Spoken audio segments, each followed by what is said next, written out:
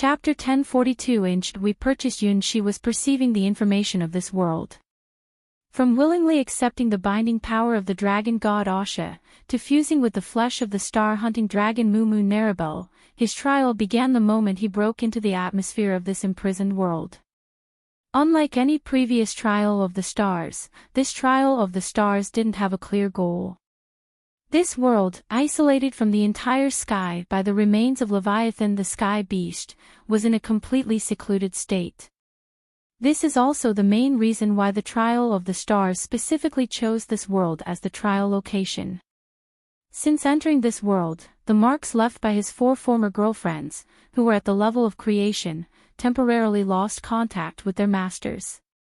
However, this doesn't mean that their power doesn't exist. Boom. Boom. Boom. A strong and powerful heartbeat kept pounding in Yunqi's chest. It wasn't the heartbeat of a human, but the sound emitted by Yunqi's body, which was a mixture of the star-hunting dragon Mumu Narabel. It was the voice of the starry sky dragon. In a blur, Yunqi heard a sound. It was the singing voice. Gentle and enchanting, a melody of love. Like a love song whispered by a young girl to her lover. No matter when or where, this longing stays with you, because it is the song of my love. I was born to love you, and I sing out loud to spread love. Since I met you, this melody has been flowing endlessly, and it still echoes in my heart. Come and listen, my beloved voice, my love. Who could it be? A bit unfamiliar, yet it brings a comforting feeling, a voice with a hint of motherly love. And not just one person. Slightly older, filled with devotion and longing, singing like a spring's nightingale. Smaller, full of curiosity and innocence, like a cute little canary. Even though they were still young, they wanted to try to fly. Even though the sky here wasn't suitable for soaring, they were trying to break free. So, they were given wings, the power to fly. We still need more of these songs and warmth. Yunqi instinctively knew the conditions he needed to break out of his shell and, through exchanging energy with these 2 little birds, he conveyed his message. Yes, it was really, really pure, without any hidden desires. Both Ein and Adley received this message. I hear a voice, the great silver dragon is calling us. Only here, Ein wasn't the queen up high, but a 14-year-old girl. If possible, she also wishes to be loved and carefree like any 14-year-old princess, by her father and mother and just like her sister Adley. Unfortunately, those times have gone and will never come back. The Empire's war completely changed many things. The king and queen who inherited the bloodline of the Divine Era Knights chose to fight for the dignity of the Divine Era bloodline. As the last Divine Era bloodline warlock on this continent, she took on the responsibility of being the Divine Era Tower Guardian, guarding the kingdom's last Divine Era legacy. Sister. Is that the voice of Lord Silver Dragon? Adley hugged her own shoulders, her young body trembling uncontrollably. It was such a great and warm power. When surrounded by that power, anyone could feel their own insignificance. In an instant, the 2 sisters even saw the vast and countless starry sky, as well as numerous intertwining star bridges. In comparison, Sia's world was like a tiny pearl lost in the sea of stars, completely inconspicuous. Yes. This is a miracle and hope. Ein hugged her sister, her cheeks glowing with pride. Finally, she heard the sound of the magnificent silver dragon. This means her efforts were not in vain. The holy silver dragon from beyond the stars really heard her voice and responded. It still needs more people to help hatch, so it can break out of this silver dragon egg. She and Adley were the children chosen by the silver dragon. She was determined to fulfill this promise, no matter the cost. She was willing to risk everything, even the future of the entire kingdom. Oh, how beautiful! Lord Silver Dragon. In that moment of crossing paths, Adley also caught a glimpse of the majestic silver dragon. Whether it was the awe-inspiring silver scales or the splendid golden and red ribbons, Adley couldn't take her eyes off them. It must be said that the sisters had the same taste in aesthetics. Neither of them was immune to the charm of this holy silver dragon from beyond the heavens. It may not be quite right to say it was love at first sight, they were not old enough to talk about love and romance yet. But the feeling of being deeply moved and looking forward to something bigger than themselves, maybe even more awe-inspiring than love itself. Belief, excitement, as if witnessing a divine being right beside oneself. For the living beings in Sia's world, who were trapped on the earth and saw the sky as a forbidden zone of the divine, the sacred silver dragon from the starry world really was like a divine being. "Sister, are we going to hatch Lord Silver Dragon?" Finally, Adley understood why her sister had established the Holy Silver Dragon Knight Order. Yes, the Holy Silver Dragon Knight Order is meant for the great Lord Silver Dragon. Adley, you and I will become the first-generation captain and vice-captain of the Holy Silver Dragon Knight Order. Ain's gaze transcended time, as if seeing the future glory that belonged to the Holy Silver Dragon Knight Order. Even though the Holy Silver Dragon Knight Order currently only consists of her and Adley, she had no doubt that this unprecedented Knight Order would completely change the world. The seeds of change had already begun to take root and sprout when the sacred silver dragon fell from the outer atmosphere to this land. I will try my best. From the time he was born until now, Adley, who had only picked up the heaviest object of a teddy bear doll, stood tall with his little chest, filled with radiance. In Adley's eyes at that moment, her sister was the greatest queen in the world, the ruler of Sia's world. Because she was the one who discovered the divine being.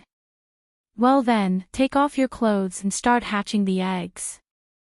Ain's eyes were filled with the same radiance as Adley, a sense of mission that carried the weight of history. The young girl's snow-white skin and breath echoed in the still empty giant bath, the hatching pool that had been idle since the divine era finally began to operate again. The warm, transparent spring water cleansed the princess's delicate skin, soothing their bodies and helping them recover from fatigue.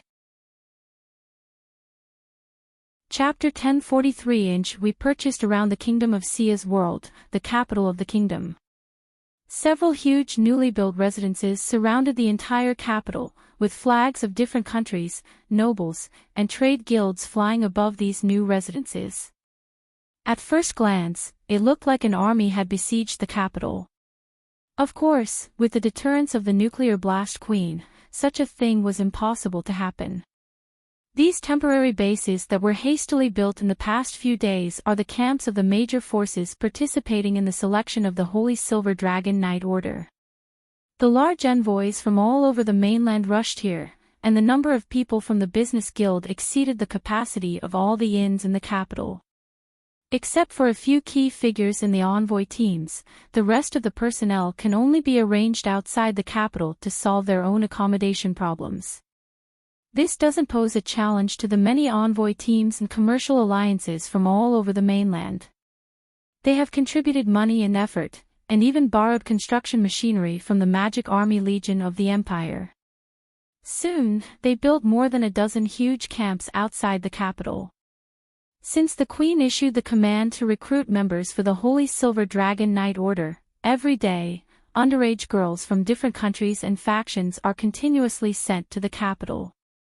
Among them, those who come from noble backgrounds and have good relations with the kingdom have the privilege of entering the capital in advance. They can live in hotels near the palace or in noble families. However, as the number of recruits kept increasing, those who arrived later couldn't find a place to stay and had no choice but to temporarily reside in these newly established camps, waiting for the official announcement of the start of the selection by the nuclear explosion queen. The initial teams that arrived naturally came from the internal forces of the kingdom. Regardless of whether they were from the royal family, nobility, or business guilds, they had the advantage of being first and naturally built the most luxurious and comfortable camps. Following them were the envoy teams sent from the border between the kingdom and the empire. The residence of this delegation is the largest and looks like a military fortress. If it weren't for the peace treaty signed by the kingdom and the empire after the war, no one would dare to let the empire build such a terrifying fortress near the capital of the kingdom. Later, the official delegations of several northern kingdoms also arrived from afar. As official envoys, they were also assigned decent residences. Then came various bizarre trade union teams. Compared to the national teams with official documents, the personnel of these teams are the most complex. To become a top-notch merchant on this continent, most of these trade union teams have deep backgrounds, and many even represent certain noble families. Although their individual strength may not compare to any of the national teams, the selection of the Holy Silver Dragon Knight Order this time is not about strength. From the selection of underage girls from the national teams and trade unions, we can see a huge gap in ideology between the two sides. The national teams chose exclusively from noble daughters. All of them have received a good education and possess the grace of ladies. Some are young knights, some are scholars still in their studies, and some are apprentices of the church. There are even real princesses among them. At first glance, it looks like a ball for underage noble daughters at the national level. As for the criteria for choosing the business alliance, they accepted anyone who fit Queen Anne's requirements for underage girls, no matter how many there were. Young village girls, they wanted them, they wanted them. Young warrior girls, they wanted them, they wanted them. Even young thieves, they wanted. These things were within people's common knowledge, but the people of the capital city were amazed when these newcomers arrived one after another. Young ogre girls who were over 3 meters tall, wielding giant battle axes weighing hundreds of kilograms. It was said that the business alliance bought this future chieftain of the ogres and her subordinates with this battle axe. A young mermaid girl lying in a water tank filled with pearls. This species didn't communicate with humans at all. It was said that they had a bad habit of singing in storms to lure sailors into the sea. No one knows how the merchants managed to find this rare species. Young dwarf girls, watching a group of little girls under 1 meter tall running around asking for candy. It gave the impression that the Holy Silver Dragon Knight Order was kidnapping underage girls. Young lamias, with snake bodies up to 6 meters long. They were a terrifying species that had made human armies tremble during the Divine Era. The merchants' bravery and imagination were beyond belief. They even managed to find a species that was humanity's natural enemy. After these young girls from different races arrived, the national team's base was about to raise a red alert. Don't be fooled by the fact that they are still underage, their combat power is already enough to wipe out an entire Imperial Standard Division. The ogres teamed up with the Lamia, along with the mesmerizing singing voice of the mermaid clan. This is the Leviathan formation from the Divine Era War period, the nightmare of humanity. If it weren't for the difficulties in reproduction faced by these powerful races and their low numbers, the outcome of the Divine Era War might have been completely different. The reason why the descendants of Sia's bloodline were able to defeat the dragon race who served the Leviathan was not only because of the god weapon formed by the shards of the creator god's sword Sia but also their numerical advantage. In terms of individual combat ability, humans are actually far inferior to powerful races like the ogres and Lamia. You are all walking towards your own deaths. The noble imperial envoys who brought their own daughters to participate in the Holy Silver Dragon Knight Order selection couldn't help but roar as they looked at the horrifying cross-race team of the Merchant Guild Alliance. We have followed the noble instructions of Her Majesty the Queen, they are all under 18, beautiful and innocent. No problem, absolutely no problem. The representatives of the Merchant Guild Alliance were sweating profusely as they said these words. It was only when they launched a full-scale search, mobilizing all their manpower and resources, that they realized there were still many different races living on this continent. After the end of the Divine Era, these races lived in sparsely populated and extremely harsh environments, with little interaction with humans. That's why most people subconsciously ignored their existence. Until this time, the strongest human alliance, called the trade union, used a tactic of manpower to find them and were surprised to discover that there are so many different races living on the continent and its surrounding areas. Are humans really weak? Is that nuclear blast queen really so powerful? The representative of the ogre clan, known as the strongest warrior of this generation, looked disdainfully at the arguing merchants and nobles. The followers of Leviathan are all proud and powerful representatives. Chapter 1044 We purchased the ogre clan, that's the name humans gave this race, but their true name should be Troll clan. In the largest-scale war of the Divine Era, the elite ground forces of the Leviathan followers are unparalleled. Adult individuals have a height generally exceeding 3 meters, with the largest recorded individual even exceeding 5 meters. They possess strength 10 times greater than humans, as well as a terrifying constitution that is immune to most magic and physical attacks. In multiple wars between humans and dragon clans, the ogre clan, as the elite ground forces of the Leviathan faction, has inflicted heavy losses on human armies multiple times. Most of the magic that humans excel at is ineffective against ogres. No matter if it's mental charm, control, intimidation, they don't have much effect on the single-minded ogre. Direct attacks like fireballs, acid bombs, ice arrows, and stone spears only tickle the ogre's body. Despite having no magic abilities, the ogre clan has incredibly high magic resistance and ranks in the top 5 in the Leviathan faction. And there are quite a few of them as well. Compared to the Lamia clan with higher ability to petrify, the ogre clan was once a nightmare for human infantry. Aside from the strongest human troops, the heavily armored cavalry, known as the Crown Gems, can hold their own against these monsters in large-scale battles. Other units facing the nearly invincible ogre corps usually end up in complete collapse. If it weren't for the late stages of the Divine Era War, where humans relied on their numerical advantage to defeat most of the powerful races in the Leviathan faction, the Dragon clan wouldn't have been forced to the negotiating table. However, compared to the Leviathan faction, humans have a ridiculously high birth rate. By the late stages of the war, the Leviathan faction had almost depleted their trump cards, one superior race after another leaving the battlefield, disappearing without a trace. In the war that decided the ownership of the continent, the number of human deaths was actually over 100 times that of the Leviathan faction. Judging from the ratio of casualties, it can't really be considered a victory. The reason the dragons eventually made peace with humans was mostly because they realized that it was not worth the cost to continue fighting.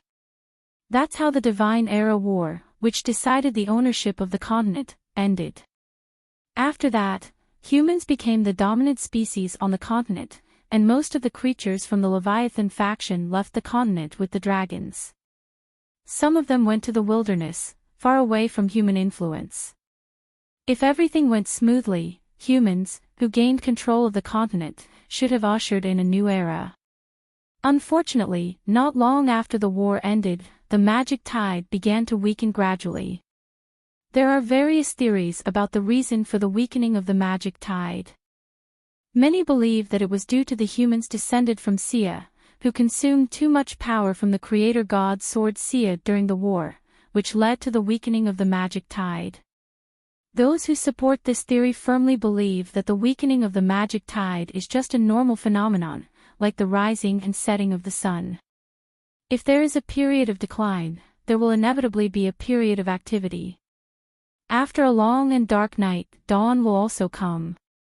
However, for humans, who have a shorter lifespan, the duration of this night is incredibly long. After the glorious era of the divine civilization ended, thousands of years have passed, and the recovery of the magic tide still seems distant. Humans who have lost the power of the magic tide were never able to regain the power of the Divine Era bloodline.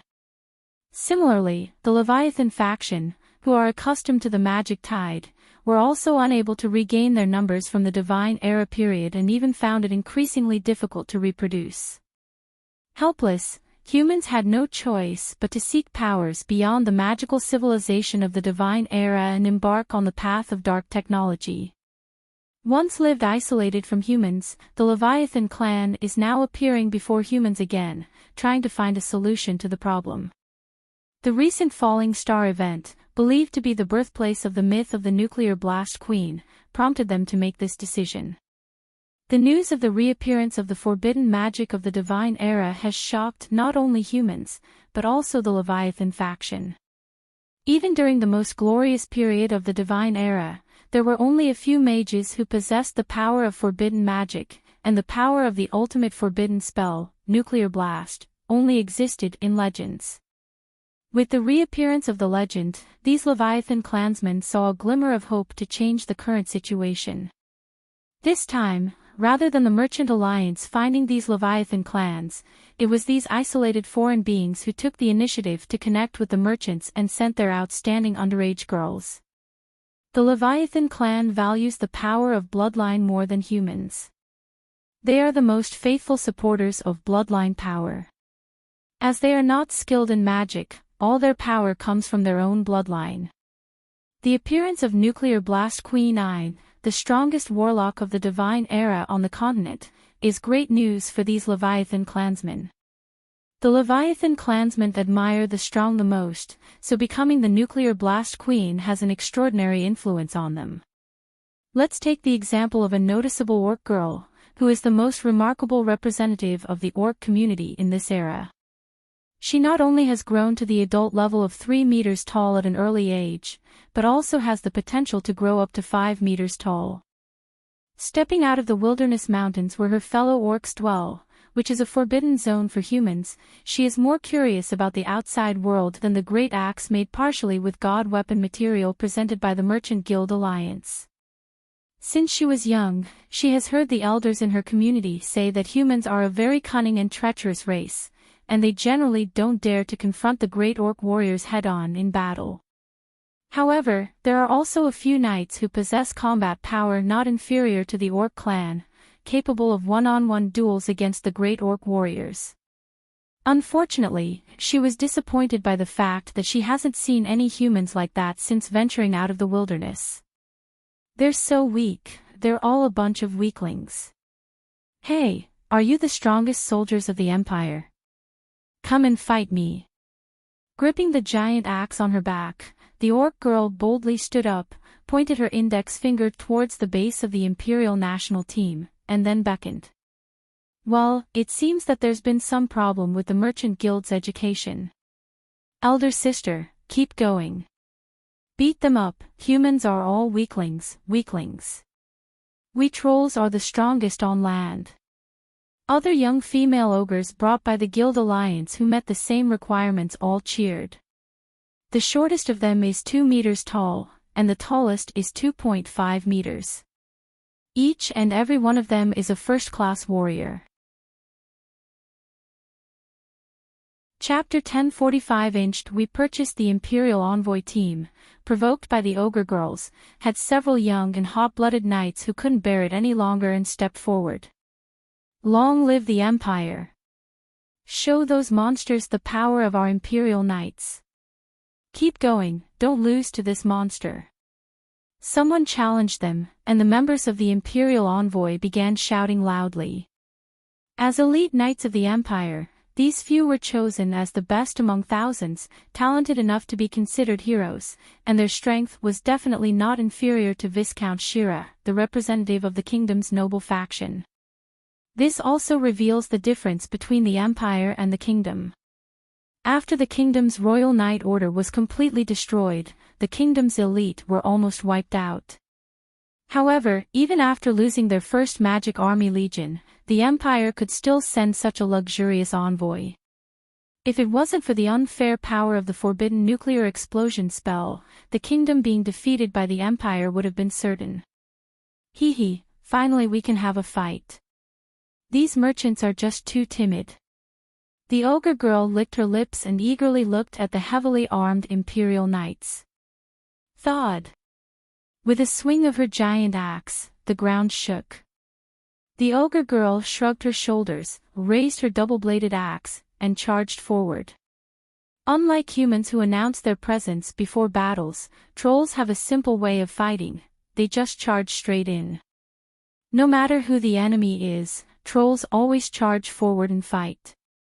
Since the Divine Era, besides dragons, there aren't many races that trolls can't overpower. Because trolls have a huge demand for meat, and during wartime, when there is no logistical support, they don't mind eating human flesh to replenish their energy. Thus, they gained the terrifying title of man-eating ogres. Actually, human flesh is very unpleasant to eat.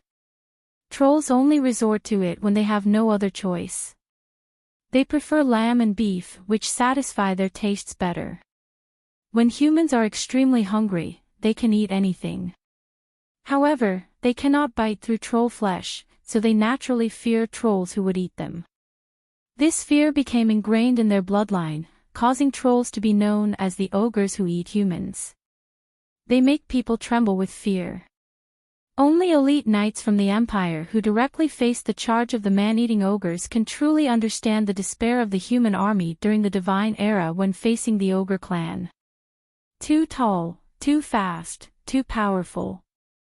The troll's speed, which is completely contrary to its massive physique, and its unparalleled physical and magical resistance, are the root of the trolls becoming nightmares for humans. The number of humans eaten by trolls is actually very small, while the number of humans killed by them piles up like mountains. Glory. Charge. Fearless. However, the elite knights of the Empire didn't retreat in defeat, but instead used all of their skills to counterattack. The first to strike were the steam spears, which were only equipped by the elite knights of the Empire.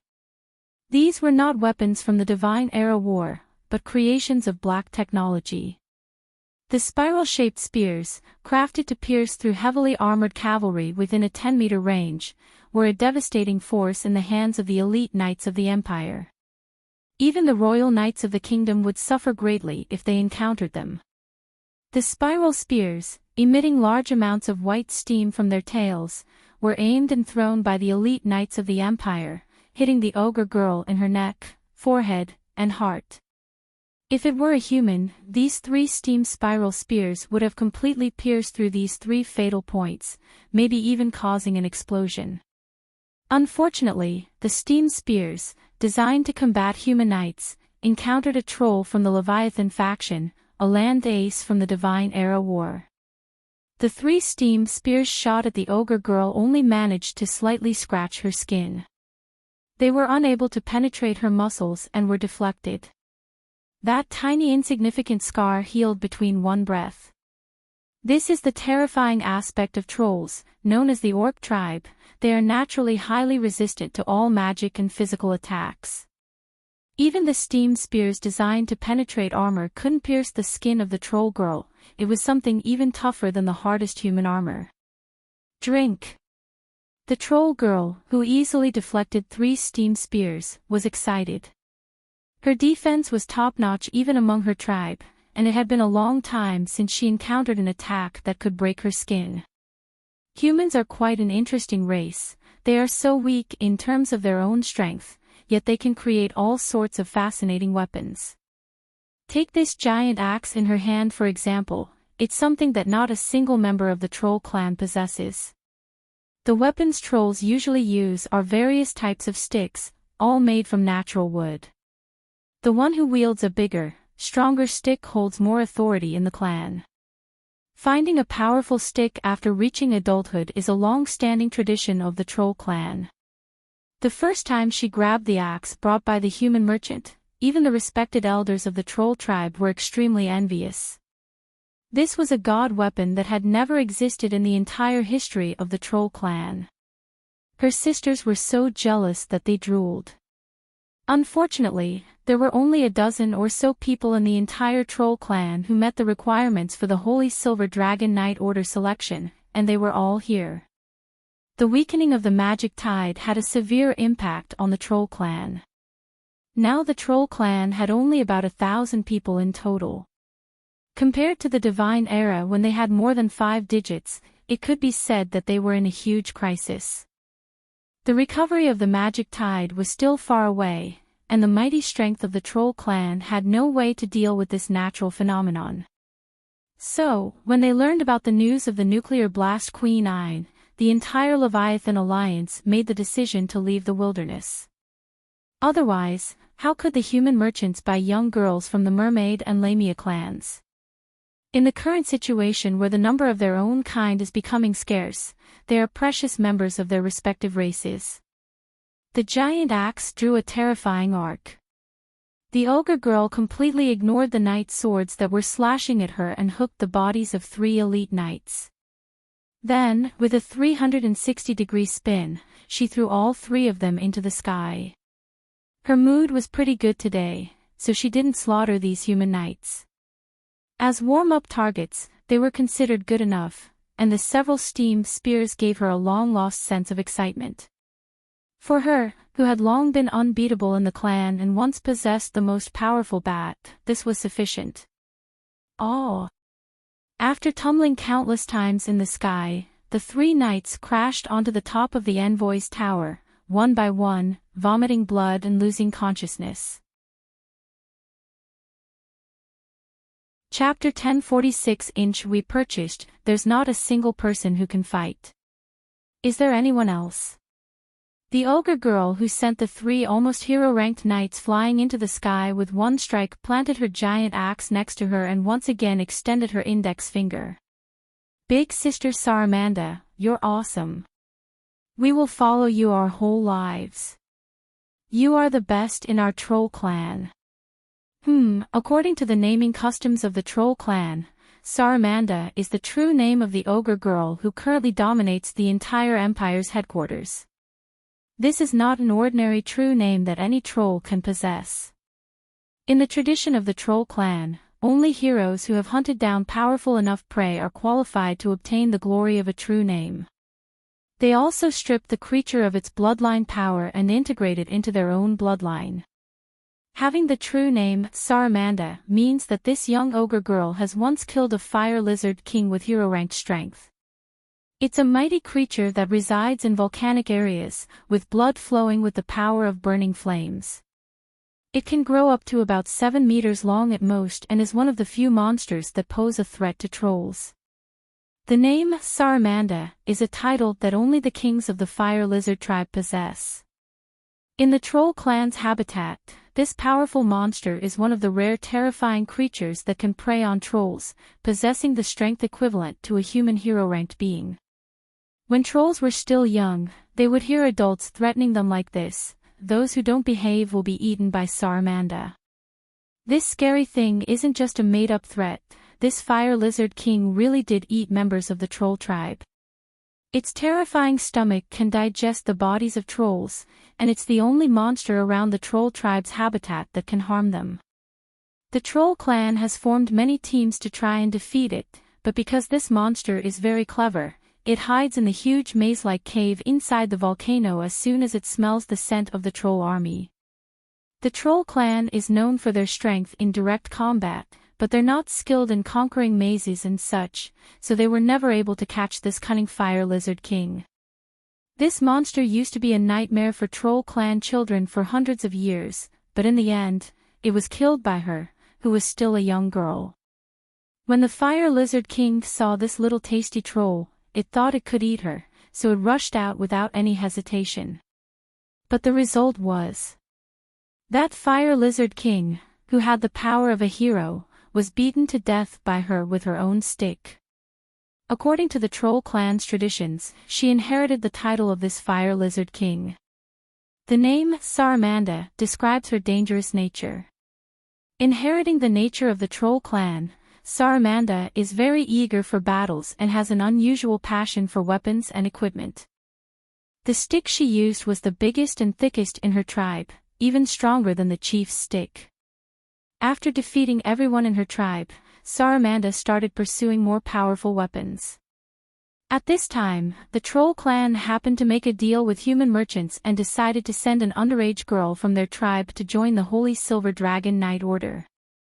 The next thing is very simple. Saramanda was released. At this moment, she eagerly imitated the gestures she had learned from human mercenaries and provocatively gestured towards the Imperial Army headquarters, known as the strongest on the continent.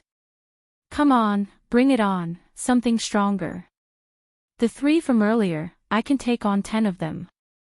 Give me someone more challenging. This isn't boasting." Saramanda, who comes from the troll clan, doesn't know what boasting means. It's the truth. Being able to defeat the Fire Lizard King with just a stick and, according to troll clan traditions, strip away the true name power of the Fire Lizard King, her potential far exceeds what humans can imagine. Even in the era of gods, she was a top-notch hero candidate who could single-handedly fight the Fire Lizard King. After being deprived of her true name power, she had not yet reached the hero rank level. But she effortlessly took on 10 opponents of the same rank. So arrogant.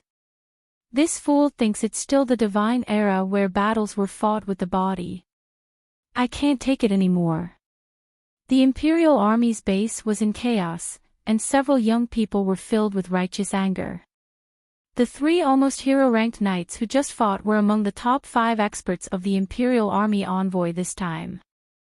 But the strength of the Imperial Army is not solely based on individual abilities. Don't forget, what is the true trump card of the Imperial Army? It's a magical armor that combines ancient mysterious power and science. Even if it's not a time of war, this diplomatic team is equipped with real military armor, which is known as a terrifying power that can completely change the form of war. Before the kingdom's nuclear explosion forbidden spell appeared. "Ogre, do you have the guts to fight us with our strongest weapons?" When it comes to physical combat, probably no one in the Imperial diplomatic team can defeat the ogre, who is acclaimed as the land warfare ace of the divine era. But it's different when using the power of military armor. "Oh, there are even stronger ones, no problem, bring them all out. I'm looking forward to it, the power of that big guy of yours." Saramanda licked her lips. Ever since she learned about the giant weapon from the Imperial Army, she had been waiting for this moment. For the Troll clan, there is nothing in this world that they can't fight, except for dragons. "Alright, as you said. You're heading towards a dead end."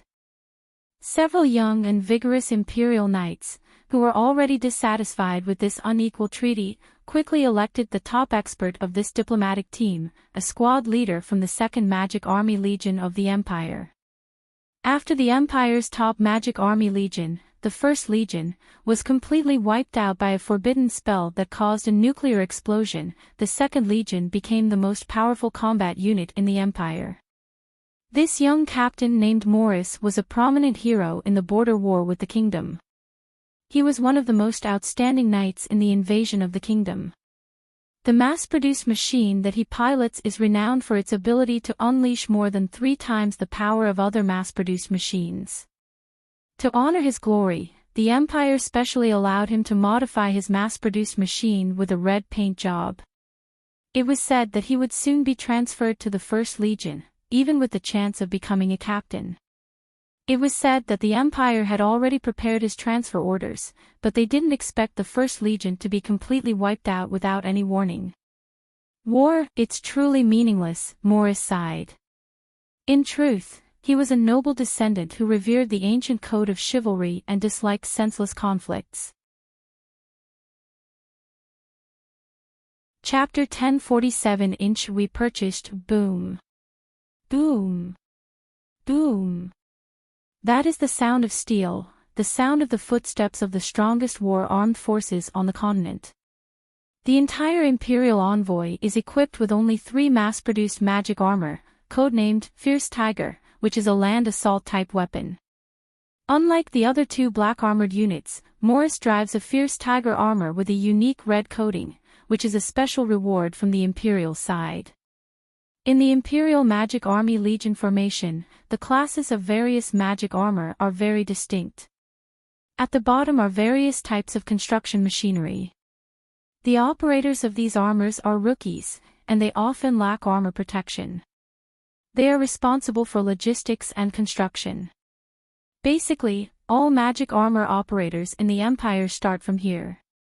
Next are the mass-produced units, divided into 3 generations. The first generation mass-produced units have some performance instability. They occasionally become immobilized due to power shortages. These units are operated by rookies who have completed the initial armor course. They already have the qualifications to go into battle and are responsible for low-intensity battlefields.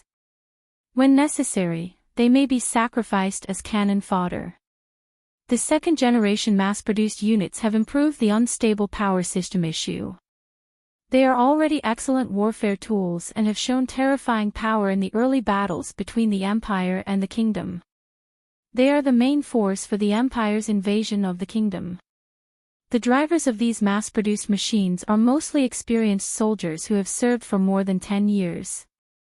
They are the backbone of the Empire's Magic Army Legion, and currently, the second type of magic armor has the highest quantity.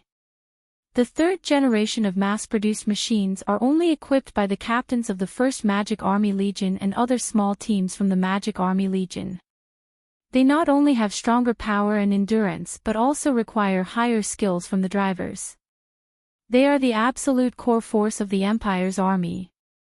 Lastly, there is the unique titled machine, which can only be operated by Knights of Hero rank. It is the strongest and most exceptional mech. Each titled machine requires an astronomical amount of resources to be built, and only Knights of Hero rank can pilot them. The entire Empire has managed to construct only 9 of them, after putting in all their efforts.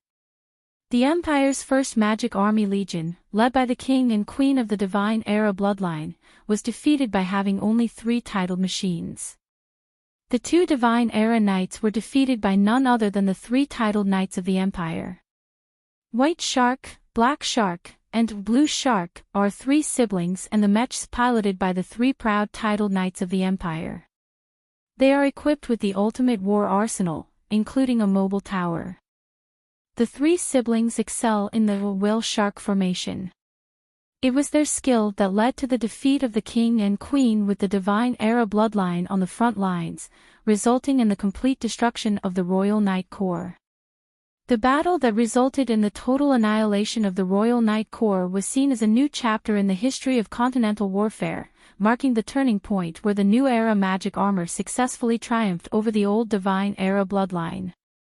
Who could have imagined that in an instant, the kingdom brought out a weapon of mass destruction like a nuclear explosion, wiping out the entire First Magic Army Legion of the Empire in a blink of an eye?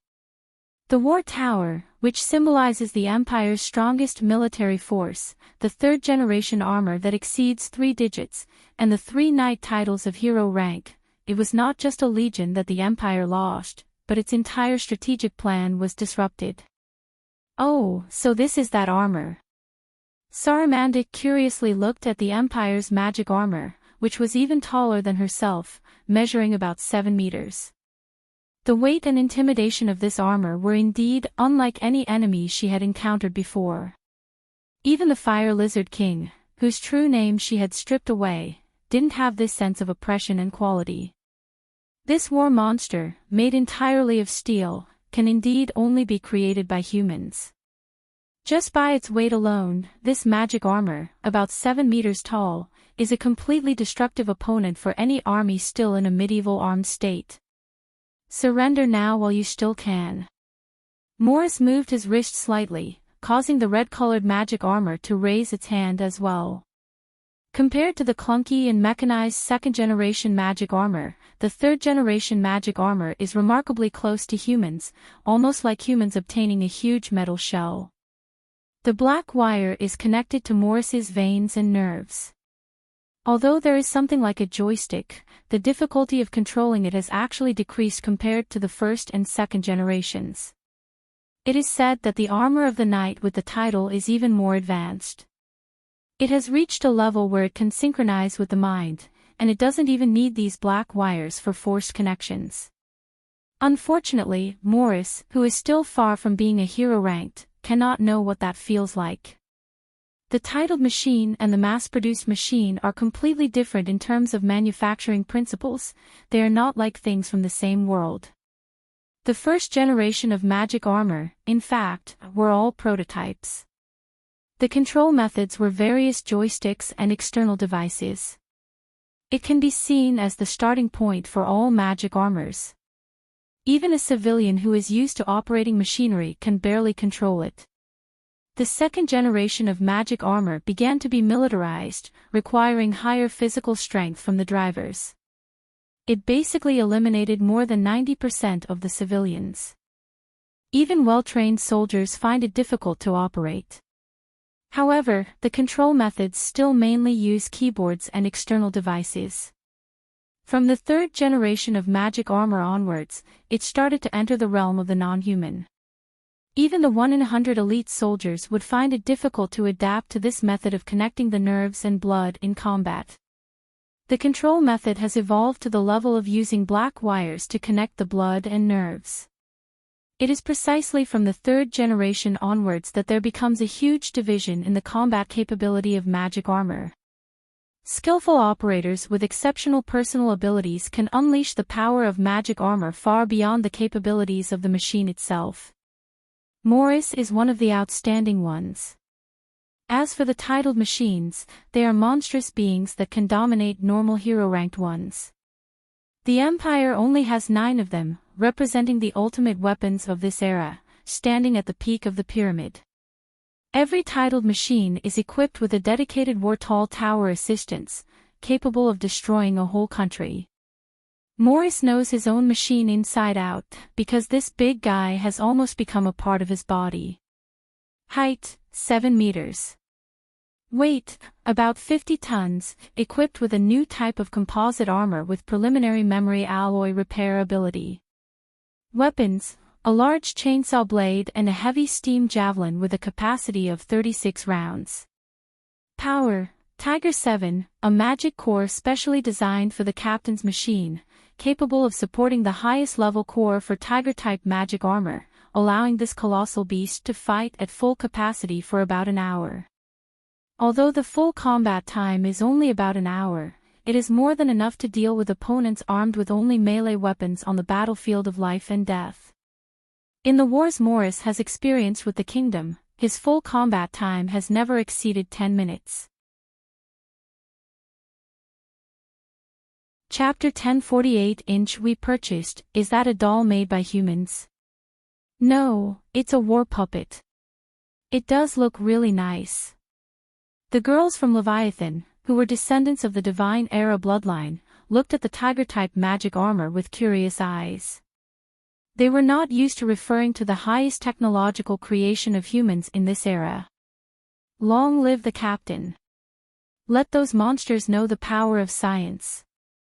The tiger type is amazing. If I could have one in my lifetime, it would be worth dying for. The members of the Imperial envoys cheered and gave Morris, who was leaving the residence, encouragement and support. It must be said that the presence of the magic armor is indeed overwhelming. Even without any weapons equipped, just the huge all-metal body gives a tremendous sense of oppression. This was the decisive power that completely changed the situation of the mainland war, a symbol of the Empire's pride in the new era. The third generation of magic armor, which allows ordinary people to surpass the impossible barrier of the Third Order and possess power comparable to hero-ranked individuals. Geniuses like Morris can unleash even stronger power than the average hero-ranked individuals, compensating for the lack of reaction speed in the magic armor. Being able to push the mass-produced machine to this level, it can be said that he has already reached the pinnacle of ordinary people in this new era. Just one more step and he will enter the world of hero-ranked individuals. And this is also the greatest change of this era. Ordinary people finally obtained the power to defeat the Divine Era's hero bloodline. As long as they undergo enough training and possess certain qualities, even if they will never truly reach the world of hero-ranked individuals in their lifetime, they can at least obtain similar powers. The appearance of the magic armor was revolutionary for this world. Very heavy, how does it move? Saramanda tilted her head. She couldn't calculate the precise weight of this red tiger-type magic armor, but her wild combat instincts told her that this was the heaviest opponent she had encountered so far. But this is more interesting. Humans are a very interesting race. Lock on. Morris' pupils and magic armor completely synchronized, a phenomenon only possible with the use of the new third-generation magic armor technology. In a sense, the third-generation magic armor is an extension of the human body itself. Even when the limbs of the magic armor shatter, the pilot will also experience the same reaction. The 2-meter-long heavy steam spear locked onto Saramanda's heart. This action was not because Morris lacked chivalry, but based on the information he knew, ogres were terrifying creatures that wouldn't die even if their hearts were pierced. During the Divine Era War, humans would kill ogre warriors by decapitating them, dismembering their bodies, and then burning the remains into ashes using an alchemical substance called melting fire glue. If not done this way, the ogre's unimaginable regenerative abilities would make humans realize why they are the strongest land fighters among Leviathan's allies. During the early and middle stages of the Divine Era War, a small squad composed of ogre warriors could completely crush human armies of over 1,000 soldiers, with minimal casualties. It is not uncommon for one ogre to fight against 10 humans, and it is not uncommon for a group of ogres to hunt down a human army of hundreds. Humans and monsters like ogres are completely incomparable. If it weren't for the fact that there were not many ogres left, humans wouldn't have had a chance to survive until the late stages of the war. Hiss. That was a harsh and deep explosive sound. The heavy steam spears thrown by the magic armor and the ones used by the knights were completely different versions. This weapon was for attacking castles. Ding! Saramanda swung her giant axe for the first time to intercept the attack. The heavy steam spears with triangular diamond shapes were not designed for humans. This weapon was meant to combat giants, city walls, and fortresses. Using it to kill, just the speed and impact that can break the sound barrier alone can instantly turn humans into blood mist, leaving no trace of their bodies. However, Saramanda managed to block it, using the most primitive and awe-inspiring way, swinging her giant axe to break the heavily steamed spear with a speed exceeding the speed of sound. This is not scientific. Morris looked at the ogre girl in front of him. As the pilot of the strongest third-generation magic armor in the Imperial Legion, he is well aware of the destructive power of this heavy steam spear. Even war fortresses built with the hardest granite are as fragile as toy building blocks in front of this heavy steam spear. The ancient fortresses built on the borders of the kingdom have basically become mere decorations in the face of these heavy steam spears. The war pattern that humans have been accustomed to for thousands of years was completely changed by the power of magic armor. In front of the body made of steel weighing over tens of tons, all the armies of the old times were like weak chickens and dogs. The once dominant kingdom on the mainland was simply no match for the magic-armored legion of the Empire. However, now Morris knows that perhaps the knights of the kingdom are like lambs to be slaughtered in front of magic armor, but the ogre girl in front of him is definitely not. She is a monster from the Divine Era War period, a top-tier soldier of the Leviathan faction who once fought fiercely against the heroic knights of the Divine Era. The glory of the Divine Era bloodline has long since faded, but it is not because they are not powerful enough, but because the times have eliminated them, making these ancient and powerful bloodlines extinct. Including Morris, not many people have truly faced the power of the Divine Era bloodline. Before being annihilated by a nuclear explosion, the battle losses of the First Magic Army Legion of the Empire all occurred in the battle against the Royal Knight Order of the Kingdom, which was once considered the last remnant of the Divine Era bloodline. Now, Morris knows why the scholars and alchemists are so fascinated by the Divine Era bloodline. This powerful essence of pure life itself does indeed make people tremble. If he wasn't sitting in the driver's seat of the fierce tiger's magic armor, he wouldn't even stand a chance against this ogre girl. Ha ha. Wow, this is so thrilling. Saramanda's breathing became rapid. That last attack could have been a threat to her, which is why she took the initiative to chop down the triangular steam spear. This feeling, she hadn't felt it since she killed the Fire Lizard King. Blood, burning. Yes, that's exactly the feeling. It allows oneself to burn fiercely and completely without holding back. Saramanda. As she activated her true name power, Saramanda's skin began to emit a hot glow, like molten lava.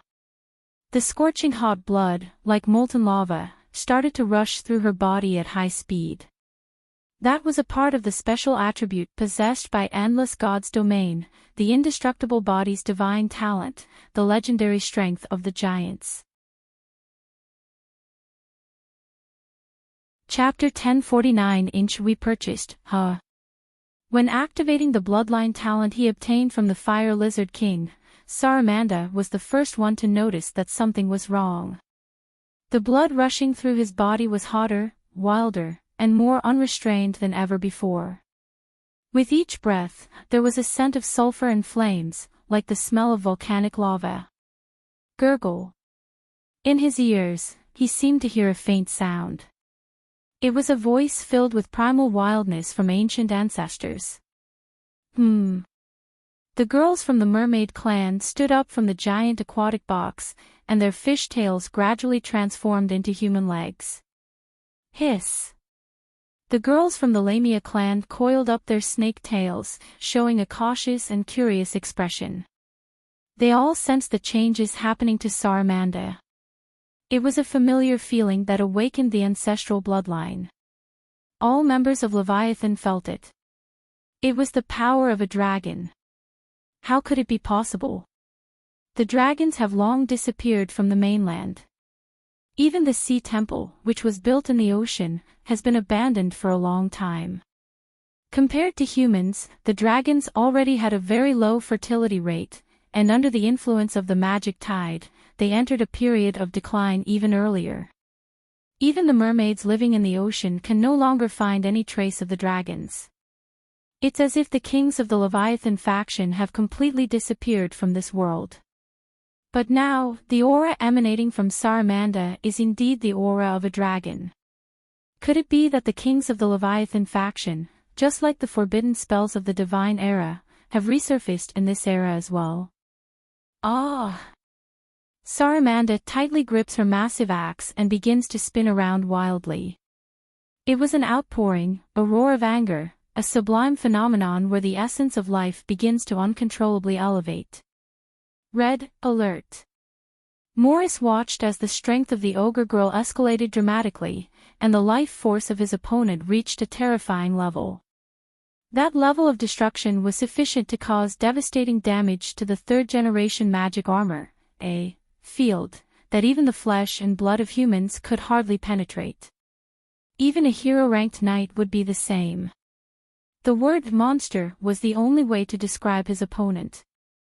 Can we really win against such a monster? For the first time, Morris felt the insufficient power of the magic armor. No, it wasn't that the power of the magic armor was insufficient. There was an even more terrifying power hidden within this body of over 50 tons of steel and iron, and he knew it.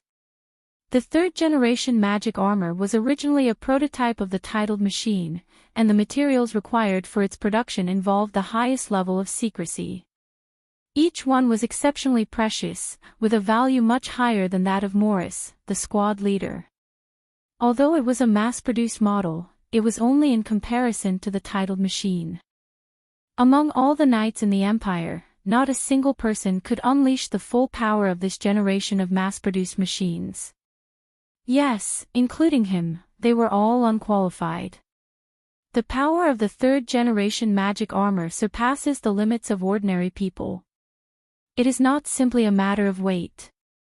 Hidden within the huge body connected by black wires are the secrets of the titled machine. Therefore, the third-generation magic armor is absolutely not allowed to be leaked, only given to the Empire's most outstanding knight elites. The power of technology has now surpassed the limits of ordinary people. The third-generation magic armor produced by the Empire is a black technology product that goes beyond this era. The constantly appearing red warning in his field of vision is the red mechanical body telling Morris that the ogre girl on the other side is entering a higher level field. The bloodline power of the divine era has awakened in Sue. Even though she hasn't joined the Holy Silver Dragon Knight Order yet, she has already obtained the key through her own efforts, hasn't she? Morris, one of the most skilled operators of the third-generation magic armor, is aware of the secrets of the Holy Silver Dragon Knight Order. Unfortunately, he has long been over 18 years old, and he is not a girl either. He is doomed to have no connection with this world-changing Holy Silver Dragon Knight Order throughout his life. Unwilling. Why do your bloodlines from the divine era return? You, who were already abandoned by the era, should just disappear obediently. Isn't it better to become something like dragons in stories? Eli. Show. Ada. Dark spots appeared in Morris' view. It was a scenery that didn't belong to the surrounding space, as if a lot of impurities had infiltrated the timeline like dust. What is this? Morris looked in astonishment at the unknown substance that appeared in his cockpit. It seemed like these substances just suddenly came uninvited. Ada. After changing several times, the voice finally stabilized, and the black substance floating inside Morris' cockpit transformed into a tangible form. That was a pair of open black eyes, completely black without any white, with irregular black particles at the edges. Where? The black eyes stared at Morris, questioning him. What are you? Morris trembled all over, instinctively feeling that he had encountered something indescribable. Ada, abyss. Desolate, unknown place. Listen, language. Make a choice. The black eyes began to gather together and eventually turned into a huge pupil floating in front of Morris, as if peering at this imprisoned place from a very distant location. Without cause, there is no effect. From the moment the silver dragon broke through the remnants of Leviathan, the world was destined to undergo change. Whether it's good or bad, the world called Sia is about to enter a new era. Choice, what choice? As a mortal, what else can I choose? Morris pressed his forehead, watching the continuously rising red numbers in his field of vision, revealing a sinister smile. Come on. I'll be right here, no matter who or where you are, it doesn't matter. Give me power. No matter the cost. The black giant eyes showed a mysterious view of the endless realm of the endless god's domain. It contained countless strange and indescribable objects. It gave birth to two places where the creation beings exist. Even time and space would distort there. Wherever intelligent beings exist, they will attract the shadows of the abyss. Just like there is always darkness where there is light, the abyss itself is part of the endless god's domain. The sealed Sia's world once isolated the power of the abyss, but now the situation is changing. The transformation of the world line has begun. Chapter 1050. We purchased Gurgle. In just an instant, Morris's body and soul were consumed by the black substance embodied by those indescribable things. As he had wished, he was corroded by the power of the abyss. The cost is falling into the endless dark abyss. Fear. Madness. In just a few seconds of touching the black substance, he suddenly fell deep into the abyss made of this black substance. There was no turning back because this was the choice he made. In order to gain power, he betrayed everything he had. Flesh, soul, everything was tainted by the power of the abyss. Come on. I see it, Ada. Before his body was contaminated, Morris shouted out the true name of the abyss power that was devouring him. That was the disaster that came to this world along with a certain starchild, with a forbidden name. Boz. Countless black and white snowflake fragments began to appear around Morris, and then turned into an incredibly huge black eye, gazing at the knight who had sacrificed himself. Talent. 10 blades. Accept it. Hiss. From behind Morris, another pair of arms began to burst out of his body, representing the young knight surpassing the human field, and entering an unknown realm. Oh! Morris, who had advanced into the extraordinary world in one breath, roared angrily, releasing all the suppression he had been feeling.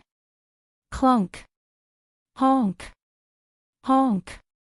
The red fierce tiger's magic armor sprayed out a lot of visible white steam from its back, and spiral screws were also ejected along with the steam. The black wires started to grow and spread at a terrifying speed, spreading like blood vessels on the shell of the magic armor. This is a sign that the third generation of magic armor is starting to evolve. As the prototype of a titled machine, each third generation of magic armor hides a terrifying power. However, that power far exceeds the limits of ordinary human beings. So, the Empire's designers sealed this power in order to suppress it. Otherwise, the out-of-control third-generation magic armor would first devour the human driver. The power of the third-generation magic armor is far beyond what it appears to be. It's just that there are not enough drivers available, so they had to seal off the uncontrollable power, allowing the Empire's elite knights to control it. Now, Morris is opening that seal, truly unleashing the power of this 50-ton, third-generation magic armor made with black technology. Speed. Strength. Reaction power. Just like the awakened giant Sue, facing Saramanda who has awakened the power of her ancestors' bloodline, Morris, who was forced into a corner, finally reveals the true form of his third-generation magic armor. Who? Without losing to Saramanda's heavy panting, bloodshot pupils, and the violent aura after removing the binding nails, Morris finally felt the pleasure of surpassing limits. Hero ranked, achieved. Moreover, not just an ordinary hero ranked, but together with this red tiger magic armor, they entered the hero ranked field. This is the hidden truth of the third-generation magic armor of the Empire. It possesses the power of giants. Strictly speaking, the third-generation magic armor is the true black technology, crystallization, while the previous 2 generations of military magic armor were all pre-research for the third generation. This generation of magic armor possesses forbidden power. It is the power excavated from the remains of Leviathan, the power of monsters. The combination of technology and mystery, of fantasy beyond human limits. After the glory of the divine era ended and the scholars and alchemical warlocks lost their mage powers, they found another path. The essence of the third-generation magic armor is to turn humans into something other than humans. It is also the prototype of titled machine. Now, Morris seems to understand why only hero-ranked individuals can control titled machines. Because titled machines are made with more terrifying monster cores. His red tiger is now evolving towards the direction of monsters, already bearing his unique mark. For the Empire, perhaps the third-generation magic armor is the incubator for monsters, a prototype made to create more monsters. Even though Morris knew the truth, he didn't regret getting on this strange machine, and probably other elite knights of the Empire felt the same way. For ordinary people, if they want to break their own limits, they must have this kind of determination. Even if they were treated as expendable by the Empire, out of 100 people, only a few could awaken as true third-generation pilots. Yet there were knights who eagerly signed contracts and sat in the third-generation magic armor. Those who chase power cannot resist this tempting demon-like allure. The rank of a hero is a dream and goal that seems unattainable. They don't possess the bloodline of the divine era, so the task of breaking the barrier between ordinary people and hero-ranked individuals is almost impossible to accomplish. After the divine era ended, the number of people with the bloodline of the divine era continuously decreased, making it incredibly difficult for ordinary people to become hero-ranked. In this era of weakened magic tide, it is extremely difficult for hero-ranked individuals to be naturally born. Captain. Is this? Level up. The Imperial Knights who discovered the unusual condition of the red magic armor were all shocked. Especially the two other drivers of the third magic armor, seeing the untied red tiger armor, their eyes were filled with envy and a subtle jealousy that was hard to detect. There are only two conditions in which those restraining nails will be expelled from the body. One is when both the magic armor and the driver determine that the battle has entered a desperate situation and unlock the overclocking state, fully unleashing the hidden power for a life or death battle.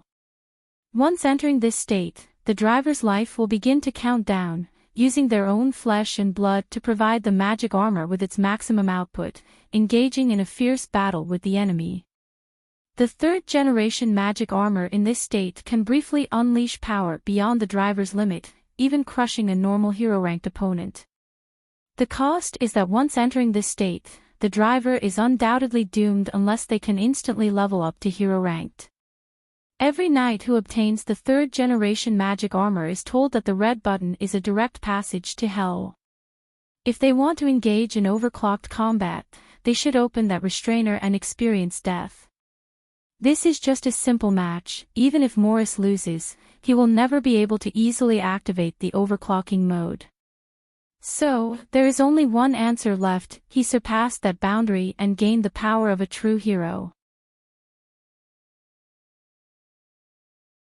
Chapter 1051. We purchased the third-generation magic armor was actually developed as a prototype for titled machines, not something for ordinary people to use. In a way, each third-generation magic armor is a body with combat capabilities surpassing those of a normal hero ranked, but it lacks a pilot who can fully utilize its abilities. Even the most outstanding third-tier elite knight among ordinary people can only unleash a fraction of the power of the third-generation magic armor. This body combines mysterious and technological powers, originally prepared as a war weapon for hero-ranked individuals, and even in the Divine Era War, it could be used as a trump card on the battlefield.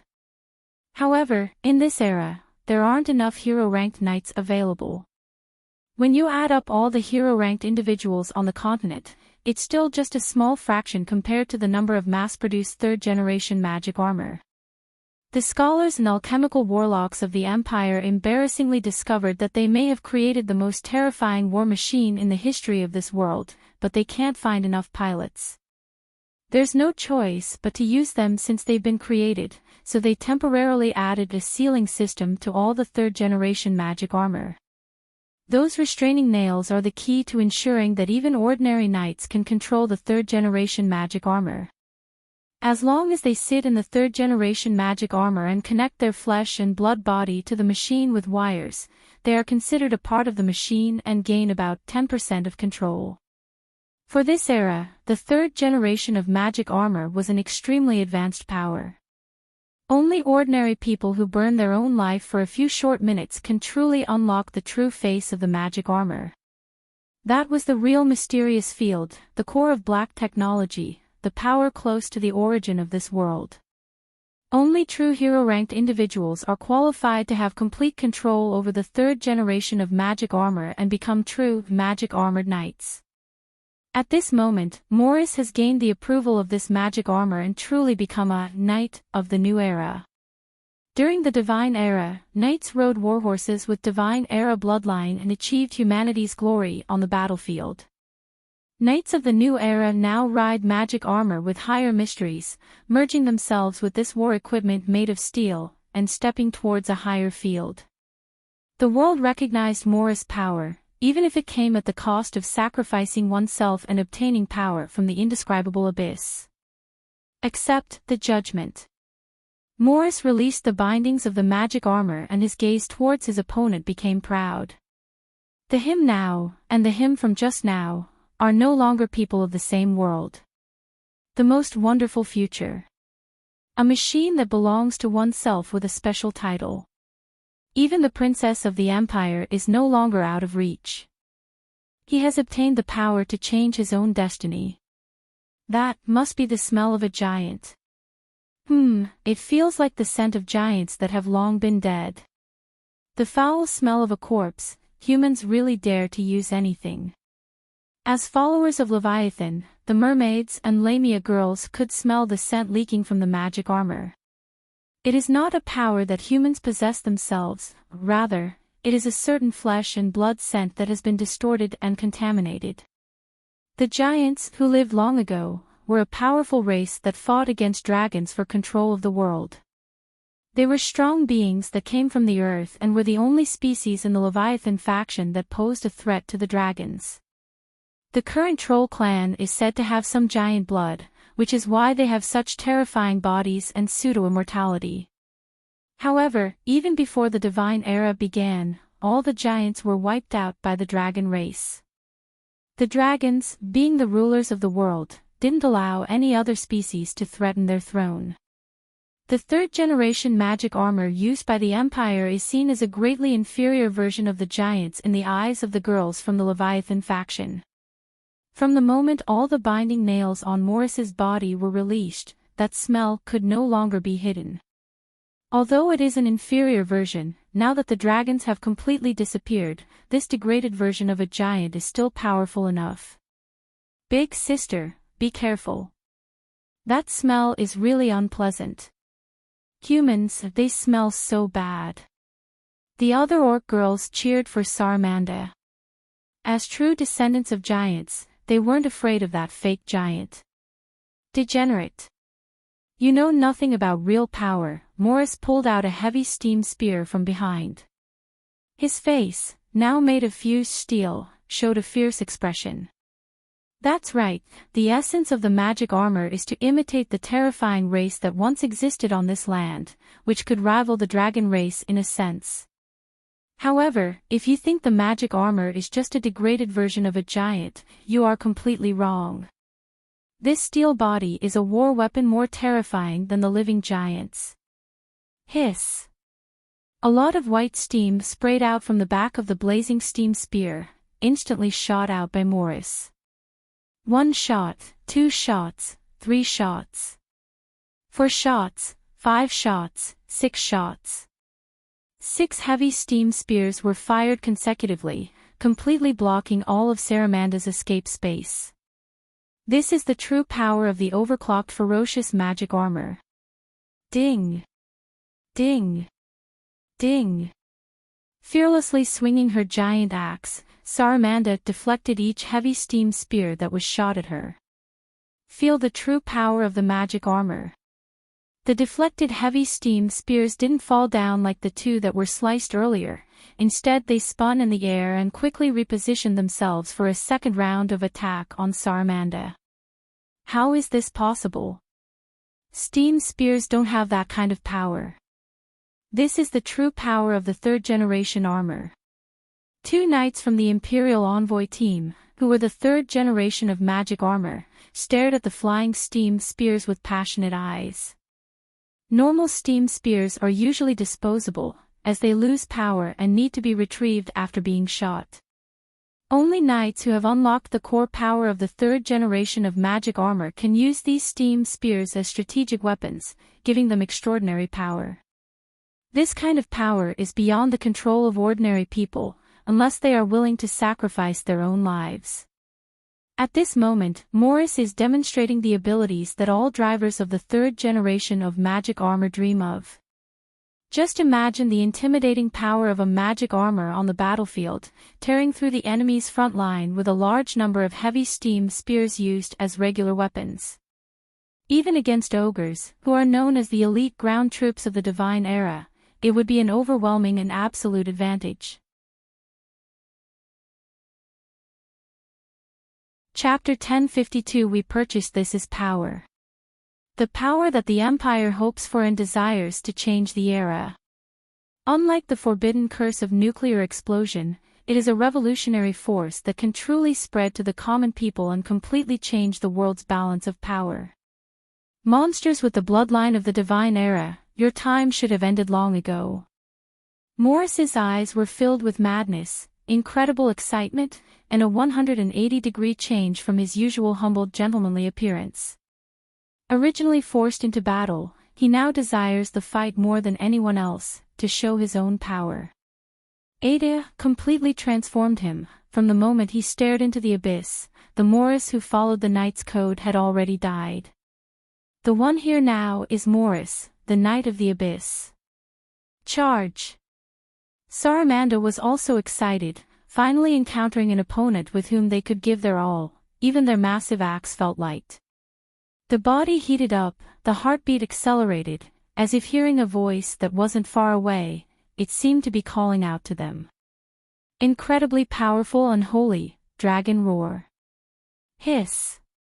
Lava-like patterns appeared on Saramanda's skin, and her breath burned like flames. With a length of over 2 meters, the huge axe swung by her was so swift that no air could pass through. It sent all the heavy steam spears flying away. Under Morris's control, these heavy steam spears seemed to have a life of their own, spinning and attacking Saramanda again. Go away. Saramanda transformed into a red blade whirlwind, sparks of lava exploding on the axe blade, cutting down each incoming heavy steam spear. The connection between the steam spear and Morris was broken, causing him to frown. The standard equipment issued by the military for the third-generation magic armor now seemed inadequate for his strength. These heavy steam spears were top-tier weapons for attacking cities, but they hadn't considered the issue of facing a god weapon. Their material couldn't even fully unleash the power of the third-generation magic armor's core. He needed stronger and faster equipment. After this battle is over, he needs to immediately apply to the Army's logistics department to upgrade his weapon accessories. Currently, he is eligible to equip his Red Tiger armor with extra equipment called a titled machine. A knight with the rank of hero should use a hero-ranked weapon. Attack, with all spears. Morris pulled out all the steam spears behind him and shot over 20 of them in one breath. Currently, he can control around 6 steam spears at once. In this wave of full spear attacks, about half of the steam spears are disposable. Since he has decided to change his equipment, he will use up all these consumables and unleash their final power on this battlefield. The successive heavy steam spears look like dozens of sharp blades piercing through the sky, completely trapping Saramanda. Then, Morris pulled out his main weapon, the gigantic chainsaw sword. This 4-meter-long chainsaw sword is specially designed to penetrate armor and has enormous killing power even against a hero-ranked knight. Depending on their proficiency with different weapons, knights are given different main weapons for the third-generation magic armor by the army. Besides the standard long-range disposable steam spears, they can freely choose their own weapons. Morris specializes in the Empire's authentic military swordsmanship, known for its practicality and lack of elegance on the battlefield. The enormous chainsaw sword has a fast-moving cutting chain that forms the blade, while the body of the sword is a loud gear structure. This is a masterpiece of advanced technology and must be powered by the core of the third-generation magic armor, a weapon created through alchemy. Even the fully armored cavalry in the Divine Era is as fragile as cream in front of this chainsaw sword. Even a typical hero-ranked warrior cannot face this terrifying cutting force directly with their flesh and blood. The chainsaw sword, the spinning pile driver, and the rotating giant drill are the 3 standard equipments loved by the Knights of the Empire. Among them, the chainsaw sword has the highest requirements for proficiency, and only the most elite Knights of the Empire can wield it well. All other obscure weapons are wicked. Boom! Boom! Boom! The sound of steel footsteps shakes the earth. It is the roaring sound of a 50-ton steel-armored, Red Tiger armor charging forward at full speed, revealing the true strength of a giant after being freed from the restraints. This is a scene that has never appeared even in the Divine Era War, like a giant from the past wearing metal armor, galloping on the battlefield. Here it comes. Saramanda raised her giant axe high, bathed in a red light, countless sparks dancing from her hair. Saramanda! Shouting her true name, the young troll girl also charged forward, completely ignoring the heavy steam spears continuously shooting towards her. Most of the one-time steam spears just got squeezed away by Saramanda's muscles after penetrating a few centimeters. Only a few steam spears directly controlled by Morris truly tore through her defense, and one even pierced her chest.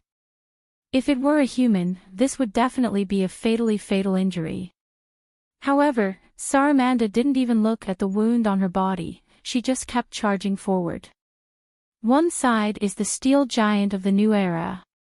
The other side is the descendant of the divine era's giants.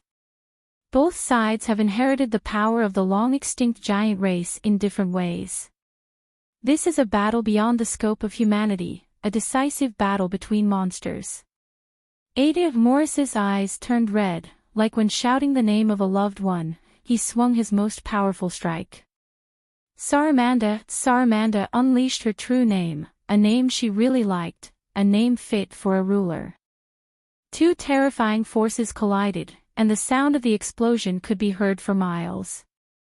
The burning giant axe wildly struck the relentlessly rotating chainsaw sword, forcefully stopping its movement, then fiercely counterattacked. With a clang sound, the 4-meter-long chainsaw sword snapped in half. Morris, shocked and alarmed, threw a powerful punch that hit Saramanda. With a snap sound, Saramanda's figure soared high like a kite, being sent flying hundreds of meters into the sky and then crashing down, creating a large crater on the ground. With a hiss sound, a massive steam jet burst forth. The 7-meter-tall red magic armor dropped to its knees on the ground, with a huge axe lodged in its cockpit. Darn it! Morris came out from behind the magic armor with a sad face, angrily looking at the chainsaw sword that had turned into junk. Then he covered his mouth and spat out a mouthful of blood foam. There were no winners, both were hurt. Chapter 1053 We purchased Big Sister, are you having fun? That big guy is not moving, no wonder Saramanda is amazing. I want to follow Big Sister for the rest of my life. Young troll girls chattered and surrounded Saramanda, effortlessly pulling out the heavy steam spear that was almost about to penetrate her body. The scene of blood and flesh flying made several noble ladies from the imperial family vomit, it was too explicit. Ah, that was satisfying. I had so much fun. Saramanda moved her body, revealing the terrifying traits of her troll bloodline once again. Her wounds, torn open to the point where one could see her intestines, were healing at a visible speed. Instead, it was Morris who sent Saramanda flying. Now his face turned pale and he covered his mouth with white gloves that had turned blood red. Watching Saramanda get up as if nothing happened, he gritted his teeth and kicked the completely ruined chainsaw sword with all his might. It truly wasn't his fault, it was simply the huge difference in weapon quality. During the most intense battle, this alchemical weapon was completely destroyed by the giant axe. The standard weapons of the Empire were completely defeated by handmade products from who knows when, which was simply unbelievable. The cockpit was also breached, making it impossible for him to continue fighting. He needed better weapons, better equipment. Using these terrible standard Empire gears would only bring him shame. Well done, human. Next time then. Saramanda pulled out the giant axe lodged in the cockpit. This axe was her favorite weapon, not only because it was heavy and fitting for her size and fighting style. If it wasn't for this, she wouldn't have given up her favorite big stick and exchanged it for this weapon. For her, this nearly indestructible heavy axe might be even better than the god weapon. At least she wasn't used to those small, undelicate weapons. A troll always needs to use a super heavy weapon. Even the mighty steel armor couldn't withstand her big axe. Thank goodness. I didn't lose anything by giving away this weapon. The merchant who traded with the troll clan wiped the sweat off his forehead as he looked at Saramanda's majestic appearance. This huge axe is one of the treasures of the Merchant Guild. It's a true divine era weapon. I have no idea which eccentric craftsman made it, it doesn't look like a weapon made for humans at all. It takes at least 5 strong men just to lift this weapon. The material itself is truly of god weapon level quality. The exact forging method is unknown. Since it's impossible for humans to use such a weapon due to their size, it has been kept as a collectible in the treasury for a long time. When negotiating with the ogre clan in the past, their demand was for the best, heaviest, and most powerful weapon. The business association took out all of their hidden equipment, including a real god weapon, which was a thin sword called Thorn of Roses. The ogres didn't even glance at it, everyone preferred the super heavy giant axe. Weighing close to half a ton, this weapon is probably only considered a regular weapon by the ogre race on this continent. Was this super heavy axe made specifically for these monsters? Monsters will always be monsters. That weapon is just too unfair. It can even cut through a magic armor's chainsaw sword. Where did they get such an extraordinary weapon? No worries, our empire can also manufacture something like this. Captain Morris just needs to replace his equipment and he'll definitely crush the opponents. The soldiers from the Empire's envoy were not disheartened. Morris's advancement was a great joy for the entire Empire's army. Morris, who had entered this field, was a knight ranked as a hero and a substitute driver for the titled machine. It was only a matter of time for him to switch from the 3rd-generation magic armor to the titled machine. Even without a titled machine to ride at the moment, as long as Morris completely replaces the equipment on this tiger armor and assembles the spare equipment from the titled machine, his combat power would instantly increase by several levels. This is the revolutionary aspect of the magic armor. Unlike the regular magic armor that humans are familiar with, the weapons of the magic armor can be freely changed. By changing to the most suitable equipment when facing different opponents, one can gain a strategic advantage. Human weapons cannot compare to the magic armor with its steel body due to the limitations of the human body. Morris suffered because of the quality of his weapon. If the chainsaw sword just now could withstand the heavy axe's strike, Morris would definitely have one. The soldiers of the Imperial Envoy Corps unanimously believed this. The conflict between the Trade Union Alliance and the national team ended in a temporary tie. Saramanda, who was greatly satisfied, didn't bother the Empire anymore, while Morris, who suffered from his equipment, was quickly reassigned to the Empire's military headquarters for the upgrade of his 3rd-generation magic armor. At this time, nobody noticed that Morris at that moment and the Red Knight who had emerged in the border war were no longer the same person. Several days later, the recruitment of the Holy Silver Dragon Knight Order finally began. Girls from all over the continent, even from overseas and different races, gathered in front of the ancient Divine Era Tower in the center of the royal city. They looked at the 2 figures slowly walking out of the tower with curiosity and anticipation in their eyes. Not only them, but all the teams that came to participate in the recruitment of the Holy Silver Dragon Knight Order, whether from the Kingdom, the Empire, or the Trade Union Alliance, held their breath and watched the 14-year-old girl. Not long ago, this young girl was just a mascot in people's eyes, an underage princess. She once lost everything. The entire kingdom was on the verge of collapse, with only her and her sister hiding in an ancient tower, awaiting the fate's judgment. Their fate was probably to live the rest of their lives like caged canaries, never to see the freedom of sunlight again. After the downfall of the Royal Knight Order, everyone believed this. Until a ray of silver light tore through the sky, revealing the power of the Divine Era's forbidden spell, illuminating the whole night.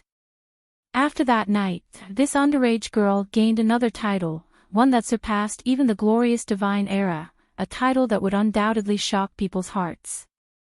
Her Majesty, the Queen of Nuclear Blast, the only warlock in the Divine Era to possess the power of the ultimate forbidden spell, from ancient times to the present.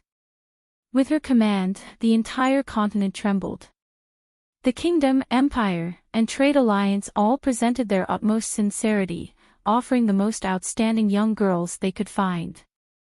Whether it's called domineering or willful, this underage queen is now the strongest ruler on the continent.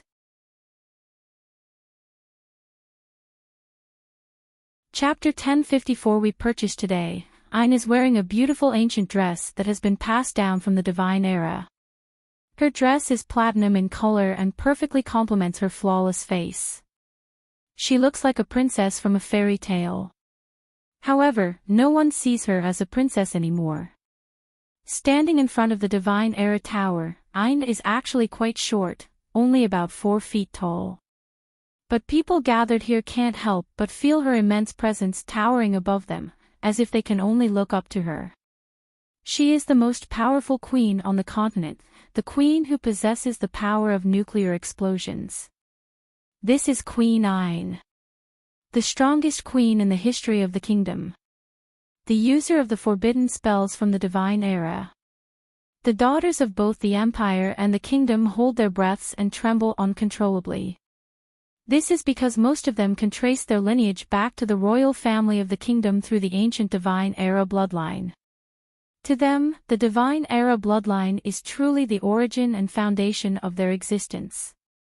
If any of them awaken the power of the divine era bloodline, they are qualified to return to the kingdom and become a member of the royal family.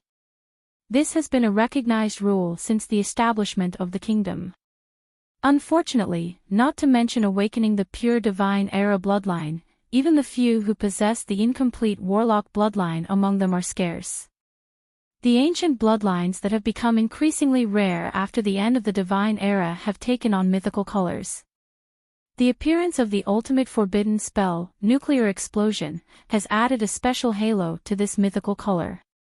Everyone believes that Queen Ayn was able to unlock the door to the nuclear explosion forbidden spell because she possesses the purest divine era bloodline. Compared to the young ladies of the empire and the kingdom, the commoner girls selected, bought, by the Chamber of Commerce Alliance pay more attention to Ayn's dresses and jewelry. So beautiful, can I wear such clothes and jewelry once in my life? If I can join the Holy Silver Dragon Knight Order, maybe there will be a chance. Her Majesty the Queen is so beautiful, I swear, no matter how difficult the selection process is, I will join the Holy Silver Dragon Knight Order. Finally, the young girls from the non-human camp were all considered to be Leviathan's followers. Hey, can you feel it? It's so obvious, what a terrifying smell. Is this queen really a human? The girls from the Troll Clan, Mermaid Clan, Lamia Clan, and Dwarf Clan, all smelled a certain scent emanating from Ayn and Adley. So strong. How is this even possible for a human? Even Saramanda, who fears nothing and is not afraid of anything, was shocked by their ability to resist magic armor with their bodies. Her keen instinct for battle told her that the aura emitted by Ayn and Adley was unimaginable. If the power of the human steel giant not long ago was calculated as 100, she would fluctuate between 90 and 120, but the aura emanating from the human queen was at least 4 digits, and possibly even 5 digits. Is this really a human? Are you kidding me? No wonder, even the elders in the clan said not to challenge this queen. Saramanda shook her head and couldn't figure out how many times stronger the opponent was, but she was sure she could defeat many of herself in a second. As long as they were Leviathan subordinates, they would instinctively sense that the owner with that aura could wipe out everyone here with just one hand. Their wild intuition told them that the presence before them was extremely terrifying, the strongest and most vicious creature they had encountered in their entire lives. It was not an exaggeration to say it was the strongest monster on the ground. Without needing instructions from the Merchant Union, all the Leviathan subordinates naturally bowed their heads to Ayn and Adley. Obeying the strong is the truth that all Leviathan subordinates follow. It wasn't the fake strength of human magic armor, the aura released by Ayn and Adley was absolutely powerful, capable of suppressing everything. It's like a giant dragon. Phew, these troublemakers finally realized the power of the nuclear explosion queen. It looks like the selection for the Holy Silver Dragon Knight Order can proceed smoothly. I wonder what Queen Ayn is thinking. She's allowing even these strange creatures from other races to participate in the selection for the Holy Silver Dragon Knight Order. The nobles and merchants of the empire and kingdom gathered in their respective circles, waiting for Queen Ain's proclamation. Many of them were filled with doubts about this selection for the Holy Silver Dragon Knight Order. Recruiting a Knight Order to the entire continent is something that only happened during the unified magical empire of the Divine Era. Since the end of the Divine Era, the continent has split into several countries, and no one has had the ability to recruit a Knight Order to the entire continent. What's more, even the Knight Orders of the Divine Era would never recruit non-human races, let alone limit the recruits to girls under 18. The Holy Silver Dragon Knight Order was already being discussed by countless people, even before it was established. If it wasn't for Ain's absolute will, this would be an impossible thing to happen no matter what. Now, everyone wants to know what Queen Ain, who caused a nuclear explosion, is really up to. Why did she not accept countless young knights who wanted to join her and instead establish this game-like Holy Silver Dragon Knight Order? With her lineage and the identity of a forbidden spellcasting warlock, it is unknown how many excellent knights aspire to become her subordinates and gain recognition. If she agrees to marry, her child might even have the opportunity to directly become the next emperor of the empire, achieving the complete unification of the continent without any bloodshed. If she were a mature queen, it would be expected for her to form a marriage alliance with a prince of the empire, which would meet the expectations of the nobles. Unfortunately, Ain refused and no one had the ability to change her decision. There's no need to even think about a coup. Ain herself is the kingdom's strongest military force. She doesn't even need an army. With her powers, she alone possesses the ability to destroy a country. The queen, who is the ruler of nuclear explosions, has such a spoiled qualification. Welcome to the Sia Kingdom. Ain looked at the girls gathered in front of the tower square, showing a complicated expression. The kingdom named Sia represents the Orthodox of the Divine Era. The empire named Leviathan represents rebellion and independence. As the Queen of Sia, she has been waiting for this moment because it is the path she has chosen for herself. At the same time, she has been refusing this moment because it means that the treasure that originally belonged only to her and Adley will be shared with more people.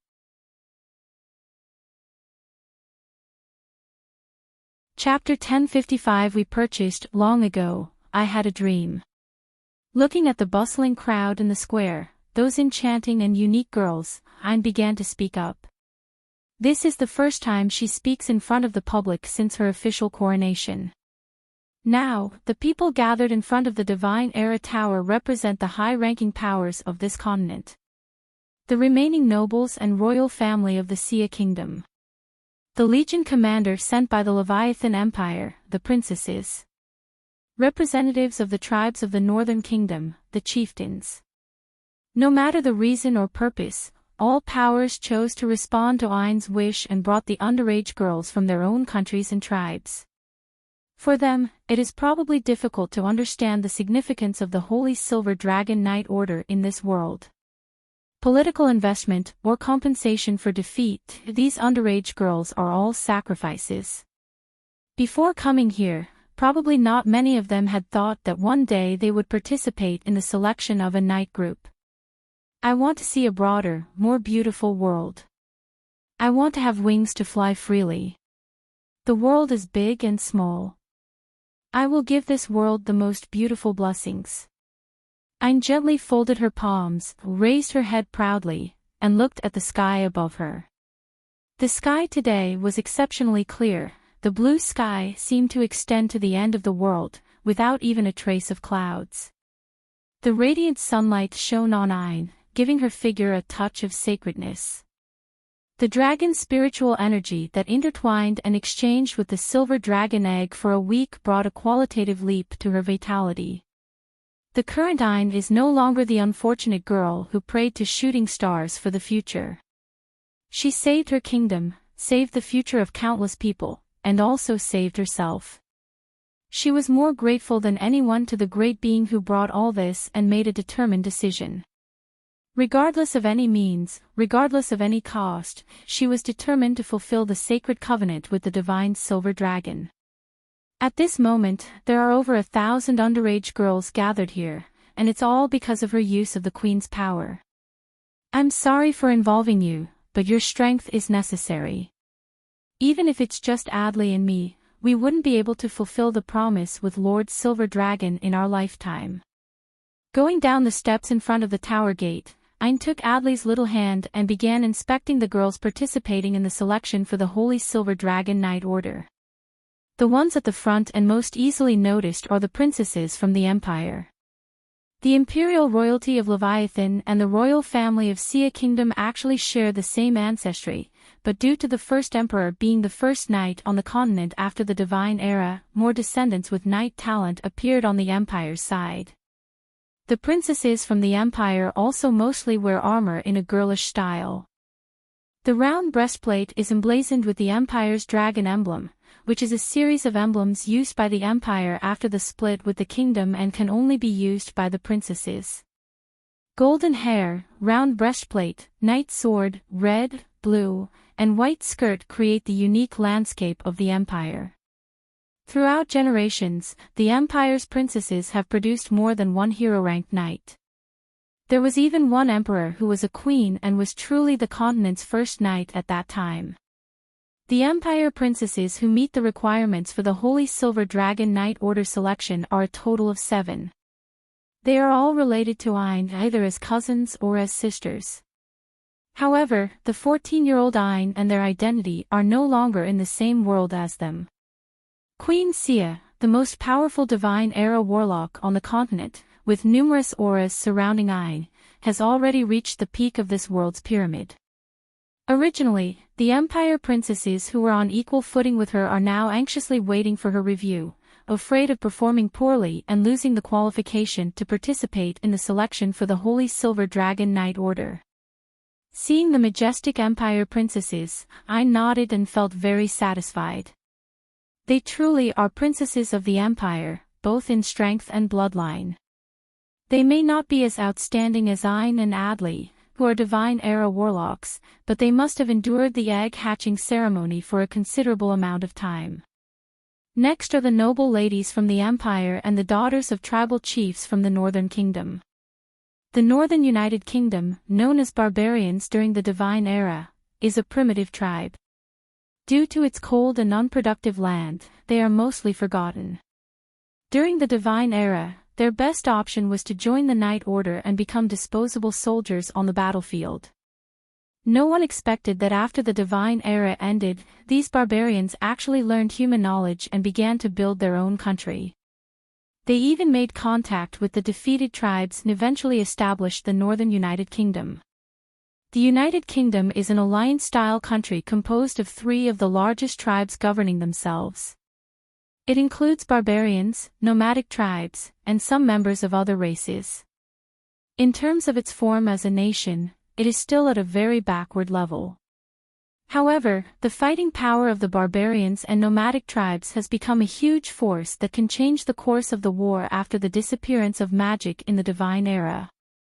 Before the Empire emerged, the strongest opponent of the kingdom was the continuous invasion of nomadic armies and barbarians from the north. The war between the two sides lasted for thousands of years until the Empire suddenly rose and began to invade the territory belonging to the Northern United Kingdom in return. Compared with the well-dressed princesses of the Empire who could become captain of the Knight Squad almost without training, the noble girls from the Empire, Kingdom, and the tribal girls from the Northern United Kingdom formed a sharp contrast. The custom-made armor for the girl knights is not something that all nobles can obtain. It is basically a privilege of the royalty. The noble young ladies mostly wear light leather armor made from the skin of low-level magical creatures. It provides excellent protection against physical attacks. Only a few Duchess daughters have special armor with magical properties. The girls from tribal backgrounds are dressed in equipment that reflects the style of the Northern Alliance Kingdom. Bracelets, anklets, headbands, and even rare ice crystal shields and long swords, showing a completely different style from noble daughters. No one wore the dresses used at the ball, because this was the official selection of the Holy Silver Dragon Knight Order, not a noble social dance. Behind them were the teams of commoner girls. These poor girls, even with the support of the Merchants' Guild, could only wear standard cloth armor, carry beginner short swords and small round shields. Most of them looked uncomfortable and embarrassed about their equipment. "Well, it doesn't matter because they will all be taken off anyway," Princess Aine said. "Even if you all came wearing amazing equipment, it wouldn't be needed for the next selection." Chapter 1056 We purchased finally. There were the non-human girls that were bought by the Merchants' Alliance from all over the wilderness and seas, who didn't fit in with any of the human girl camps and were even feared by the teams from the Northern Union Kingdom. Mermaid girls who liked to live in giant aquariums, although they had the ability to transform their tails into legs, they were not used to walking on land. They wore unique shell outfits of the sea tribe. Even though most of them were underage, they were all captivating and made many people unable to take their eyes off them. Some even had drooling mouths. As the most beautiful and intelligent species of the Leviathan clan in the ocean, mermaids are rarely seen by humans living on the mainland. This time, it was not the mermaid clan who heard the news of the appearance of the forbidden spell in the divine era, and the merchants couldn't contact this rare species living deep in the ocean. With a long tail of 5 to 6 meters behind her, the Lamia clan girl who lived deep in the swamp made many people shiver uncontrollably. Not everyone can accept their unique appearance. With their snake tails, they possess terrifying killing power both on land and in water, rivaling the troll clan in strength. They excel in dual-wield weapon combat, and a very small number of Lamia possess a bloodline talent called the Petrifying Magic Eye.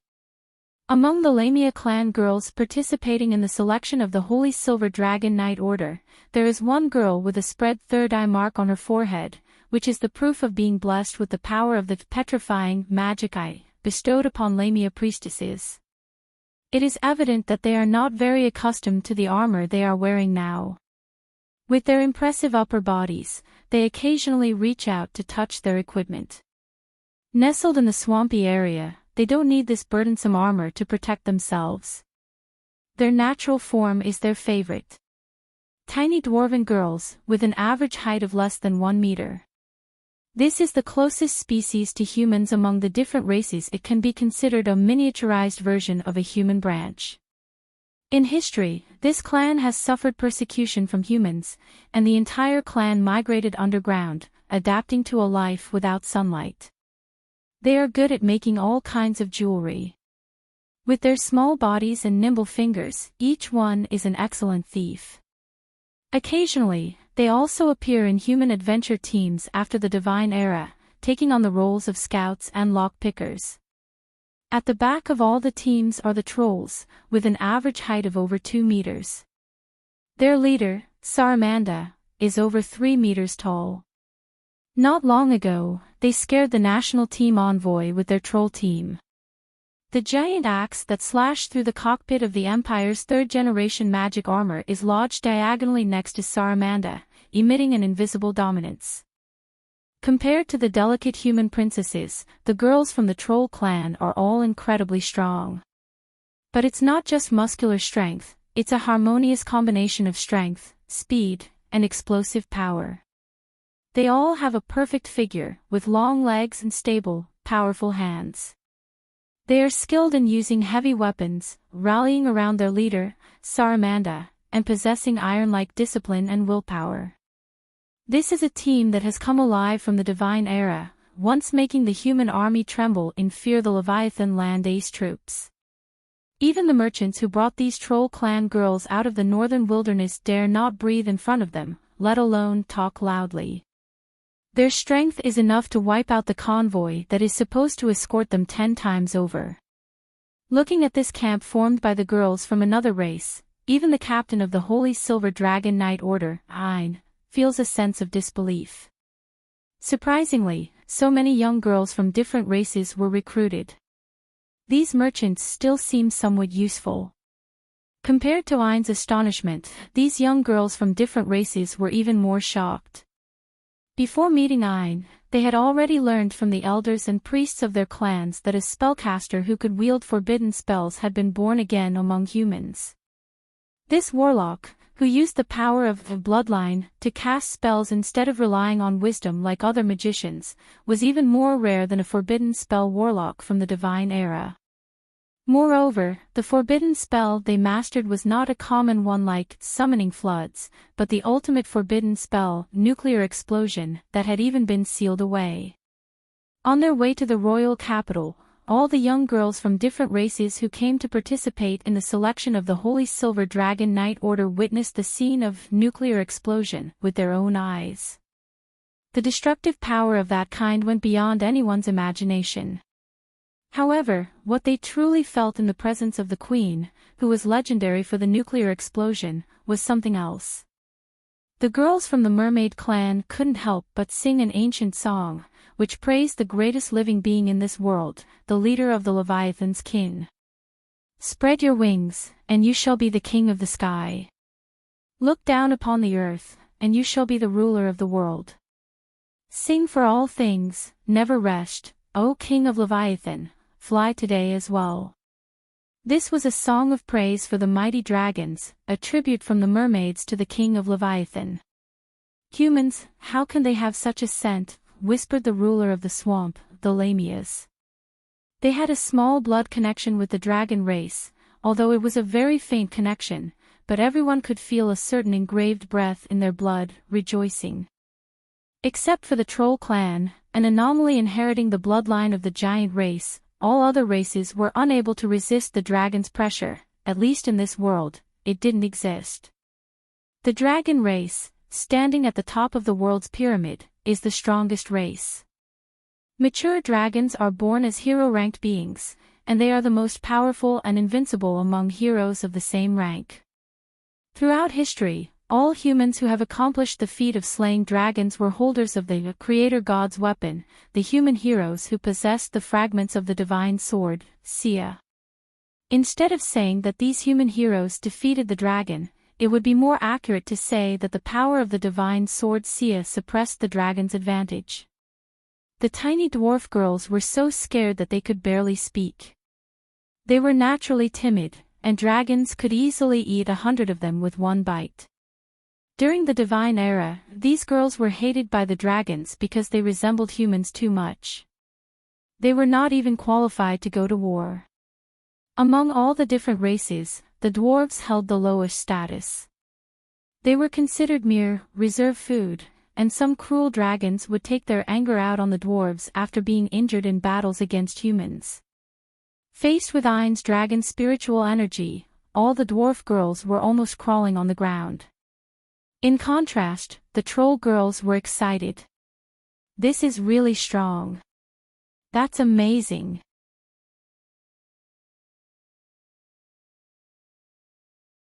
Chapter 1057 We purchased as descendants of giants, trolls are fearless and even immune to the presence of dragons. Their leader Saramanda has personally killed the most powerful sub-dragon species on this continent after the dragons disappeared the fire lizard king that lives in the volcano and taken its true name.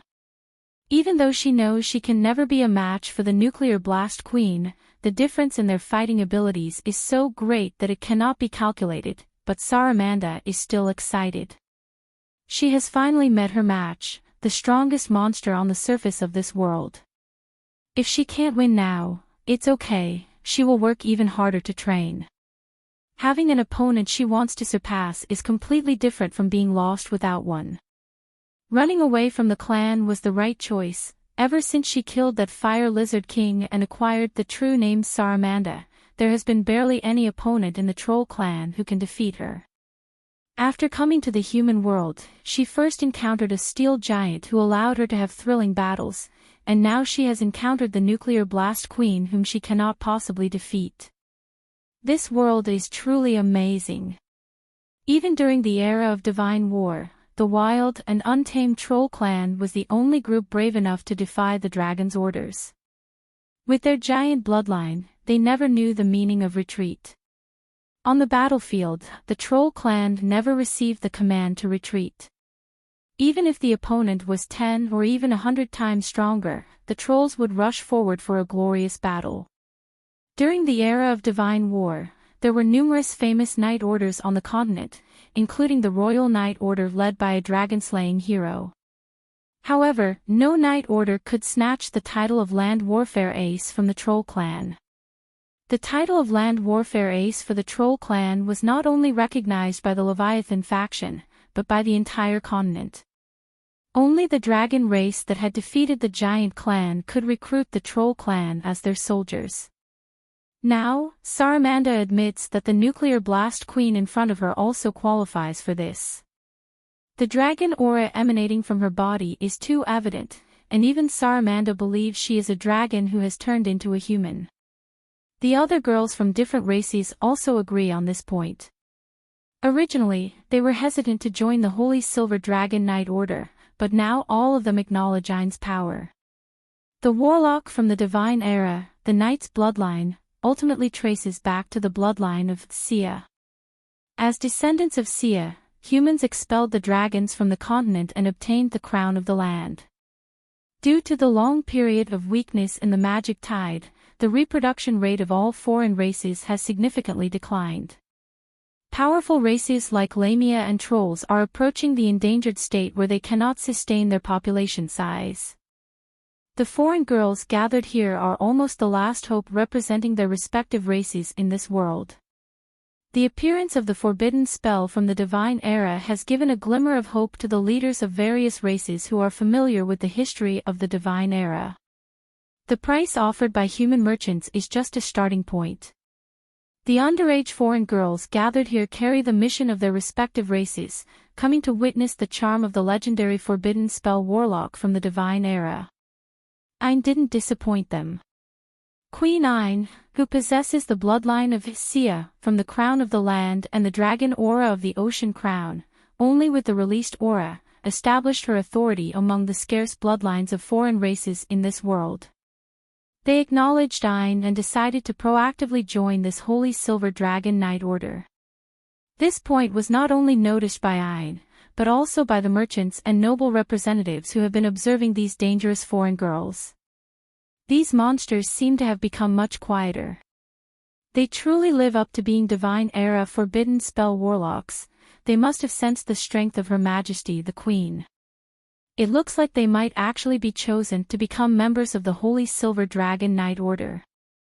Those who are not descendants of Leviathan cannot perceive the strong dragon aura emanating from Ain. Humans clearly misunderstood the reason for their sudden tranquility. Are you all ready?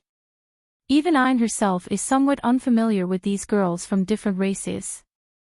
The Mermaid clan, residing in the ocean, the Lamia clan, hiding in swamps, the Troll clan, living near the volcano, and occasionally the gnomes appearing in human kingdoms. All of these powerful races disappeared a long time ago.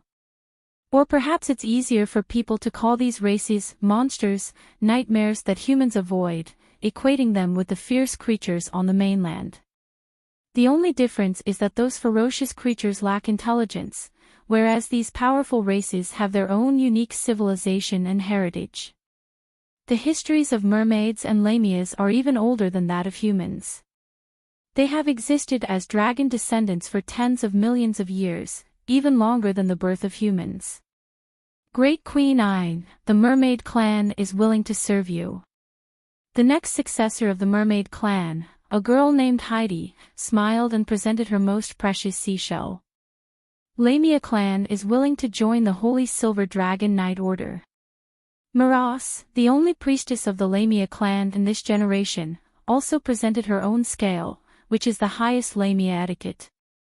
We surrender, please don't eat us, we can do anything. All the underage girls of the dwarf tribe bowed down, hands raised, offering their gemstones. This represents their abandonment of all rights and allowing the adversary to do as they please. As reserve food for the giant dragons, they don't have the qualification to serve the dragons. They can only express their loyalty in such a humble way. From now on, you'll be the leader. Give us the best equipment, and I will devote my life to you." Saramanda casually tossed her hair, giving a thumbs up. As the strongest land combat specialist of the Leviathan, this is a special privilege exclusive to the Troll clan. In the entire world of Sia, only the Dragon clan can provide the most suitable equipment for the Troll clan, which is why the Troll clan willingly serves the Dragon clan. With the giant axe in her hand as an example, she immediately noticed that it was a Divine-era equipment tailor-made for trolls, much better than the small god weapons used by humans. Ayn was a little confused and puzzled. When did she have such commanding power and authority? Clearly, all she did was ask the question, "Are you ready?" How come it seemed so overwhelmingly effective? Look, the kingdoms, empires, and representatives of merchants over there, one by one, were astonished. Some even seemed almost petrified. This scene was recorded by many people and eventually became a famous painting, The Sacred Covenant.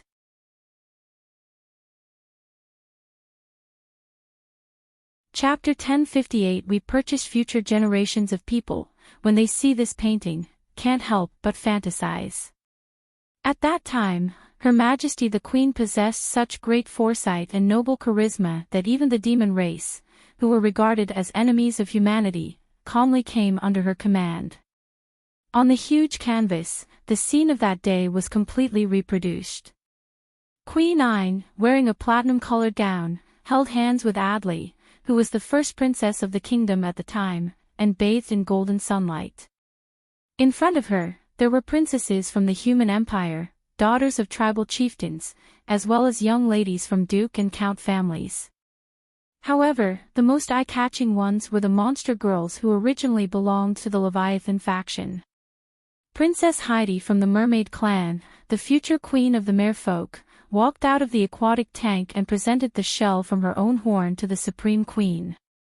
The priestess of the Lamia clan, future high priestess of the whole clan, lowered her head and took out a scale representing her own life from her chest, handing it to Queen Ayn. The girls from the dwarf tribe presented the most magnificent and colorful gems, many of which were precious magical crystals. Saramanda, the destined king of the Troll clan, who was known as the King of Rampage, also gave a thumbs up to Queen Ayn. Behind him, the Troll Legion, the strongest land-based combat unit of the Leviathan faction, joined the human forces for the first time. In comparison, the highest level of humans in that era, in this famous painting named Sacred Covenant, are just vague shadows, without even showing their faces. This is Queen Ayn's magnificent gala, and also the beginning of the Holy Silver Dragon Knight Order. At the top of the canvas, a pair of silver dragon wings appeared faintly. At that time, nobody knew the biggest secret that was going to bring about a change in the world. It was exactly for this reason that the Holy Silver Dragon Knight Order was formed. Well, Ayn said that she didn't think so much. When she first recruited the Holy Silver Dragon Knight Order, she never thought that the merchants would be so bold as to bring in the most terrifying enemy races from the past divine era. When she saw the mermaids, Lamia, and trolls, she thought that these races had already disappeared from the continent. Ayn wasn't the only one who thought that. Since the end of the Divine Era War and the dragons leaving the continent, these races seemed to have completely vanished overnight, and humans couldn't find any trace of them. This time, it was completely the races themselves who approached the human merchants and made many secret deals. It can only be said that for profit, the merchants were truly crazy enough to hang themselves. By connecting with the most powerful queen of the continent, it was not just a profit of 300%, but an infinite future. Well, that's okay. It's good if we can find it. Thinking back to the back cover of the book, The Correct Method of Hatching Dragon Eggs, Ayn quickly accepted the loyalty of the girls from different races who appeared around the dragon eggs with a pure and natural manner. Everything is for the promise with the Great Silver Dragon. After reviewing the past week, Ayn counted the number of people participating in the selection of the Holy Silver Dragon Knight Order. The total is about 3,120 people. If we add Ayn and Adley, it would be 3,122 people. The majority are humans, while the number of different races is only about 1/10 of the humans. The most numerous are the dwarf race, with about 100 people, and the least numerous is the Lamia, with only a 10-person small team. It can be said that these 3,000 people are basically the most outstanding underage girls on this continent, not just humans, but also including all the different races. All members are under 18 years old and have maintained their innocent nature, also meeting the prerequisite of being pretty and cute. After all, not every world is like Water God's world, where the magic of the Water God has influenced all races to become beautiful and lovely for millions of years, to the point where even a terrifying number of 1,000,000 brides can be gathered. The 3,000 people here can be seen as the most outstanding and beautiful collection of underage girls in the land named Sia, in this era. Everything is as Queen Ayn of the Great Nuclear Blast wished. She used her influence and full efforts to accomplish a feat that even heroes in the divine era could not achieve.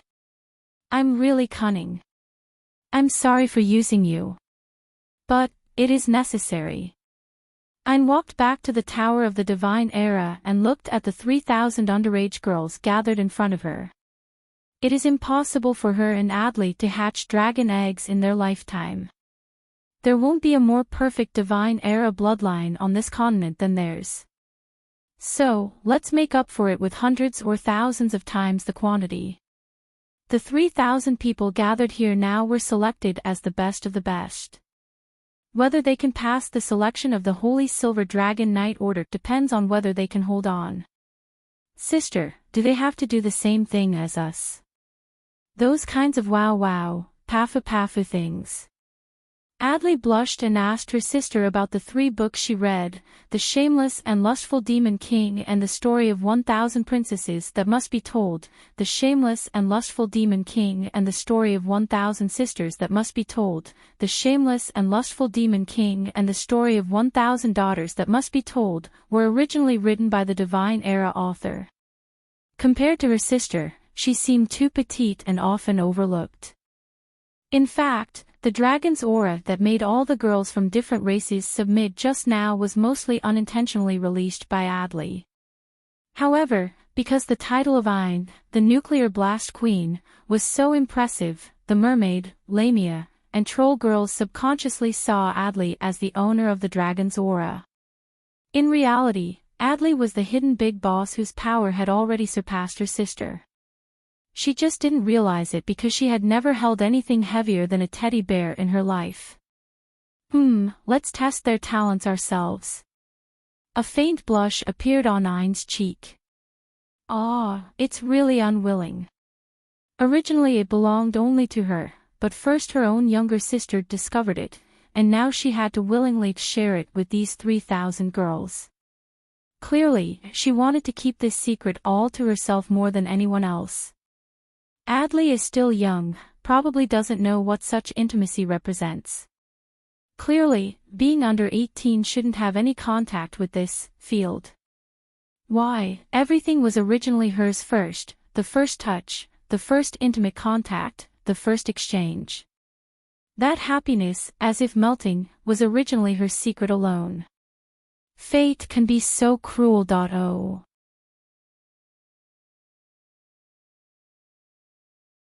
Chapter 1059. Well then, let's start preparing for the assessment. Ayn adjusted the crown on her head. Until now, she still couldn't believe that she was really wearing this ancient crown that has been passed down from the Divine Era. Even though she was only 14 years old, there had never been a precedent in the kingdom's history for an underage princess to inherit the throne. Everything has changed. From the day the sacred silver dragon fell from the starry sky to this land, countless people's destinies were destined to be changed. She was lucky. The magnificent silver dragon happened to fall right in the base of the Empire's first magic army legion, and she was the first one to discover it and bring it back. Making a promise with the silver dragon, she swore to spare no cost in hatching this magnificent and sacred creature from its egg. This was the mission bestowed upon her. From the moment she touched that silver dragon egg, she strongly felt this. Therefore, even if it meant deceiving the whole world, she was willing to do so. Things like the Holy Silver Dragon Knight Order were nothing but a huge lie, a century-long lie that deceived the kingdom, the empire, and even other races. What she needed was not the Holy Silver Dragon Knight Order, but a pure girl who could help her hatch a silver dragon egg. Just like the book, the correct method for hatching dragon eggs says, it's best if the pure, beautiful girls who are under 18 years old have a divine era bloodline, and rare exotic bloodlines are also welcomed. Now, she finally succeeded. Under the name of the non-existent Nuclear Blast Queen, she chose to establish the Holy Silver Dragon Knight Order, giving up the easily obtainable political and economic benefits. She was so stubborn that she couldn't be any more stubborn. She was so fake that she couldn't be any more fake. She deceived the country, deceived the people, and deceived the entire world. How will history record her in the future? As the cruel and heartless Nuclear Blast Queen, or as the spoiled and deceitful trickster? These 3,000 underage girls were all caught up in this massive deception. The selection of the so-called Holy Silver Dragon Knight Order was just a disguise from the very beginning. That selection actually ended the moment these unsuspecting underage girls were gathered in front of the Divine Era Tower. She would not spare anyone here in order to hatch the Holy Silver Dragon egg. In a sense, these underage girls are all sacrifices, chosen as tools to ensure a 100% success in hatching the dragon egg. The Holy Silver Dragon Knight Order should actually be called the Girl Knight Order for hatching dragon eggs.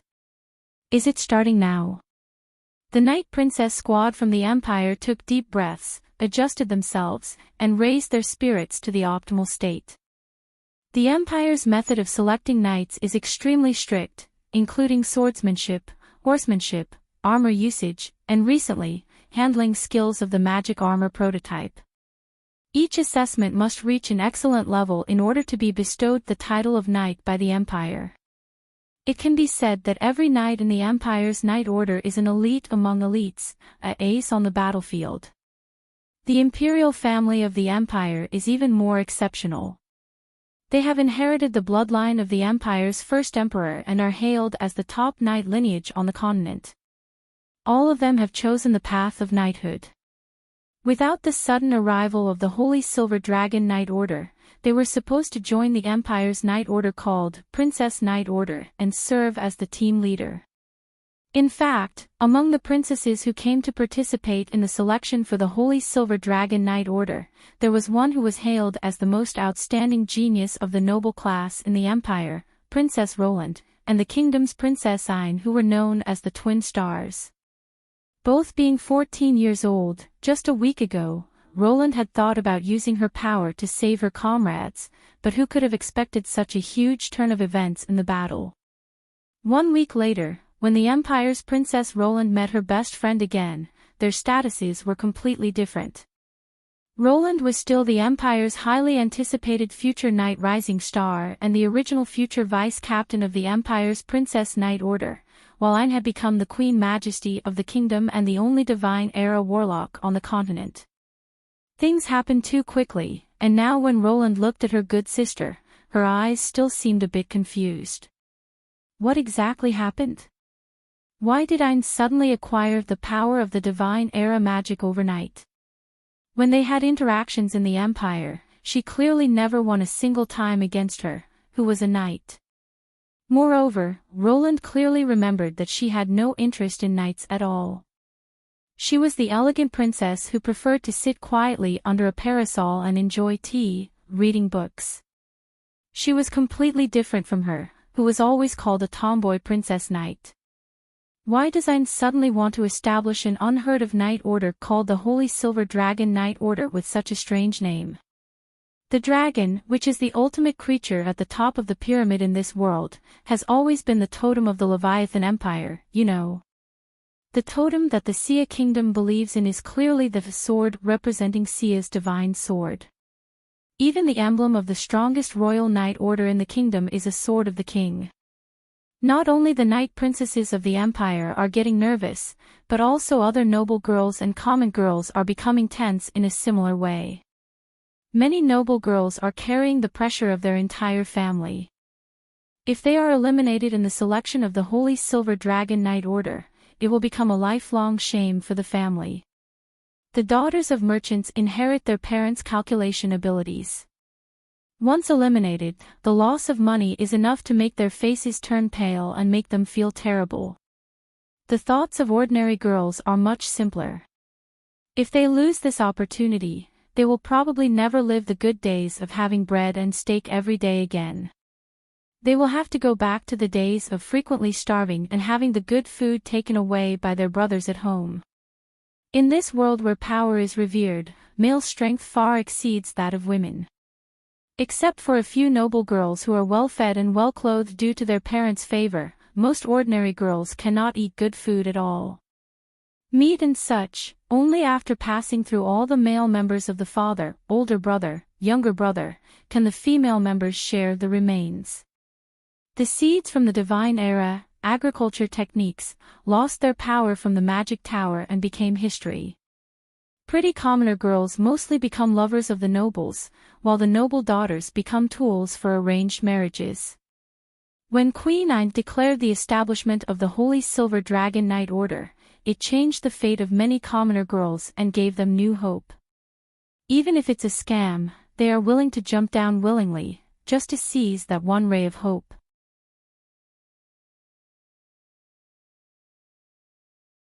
Chapter 1060. Do you want to fight? Do you want to fight? Saramanda was immediately excited, her chest held high, and her breathing became faster. Unlike the nervousness and unease of human girls, the troll clan is a naturally combative race, and Saramanda couldn't wait to start a big fight. When it comes to war, even the dragon clan, located at the top of the pyramid in this world, is inferior to the troll clan, which inherited the bloodline from the giants. The ancient giants loved to fight against the sky, the earth, and even the air. They were always fighting and causing chaos. In Sia's world, there were several separate continents that were created by the drifting of giant-sized land plates. Eventually, the dragon clan couldn't stand it anymore and decided to defeat the giants. The bodies of the deceased giants turned into mountains, and their blood became rivers. They returned to dust and the earth, bringing peace back to the world. The troll clan, descendants of the giants, inherited some of the giants' immortality. They were the most formidable opponents during the Divine Era War. Let's go. Let the war begin.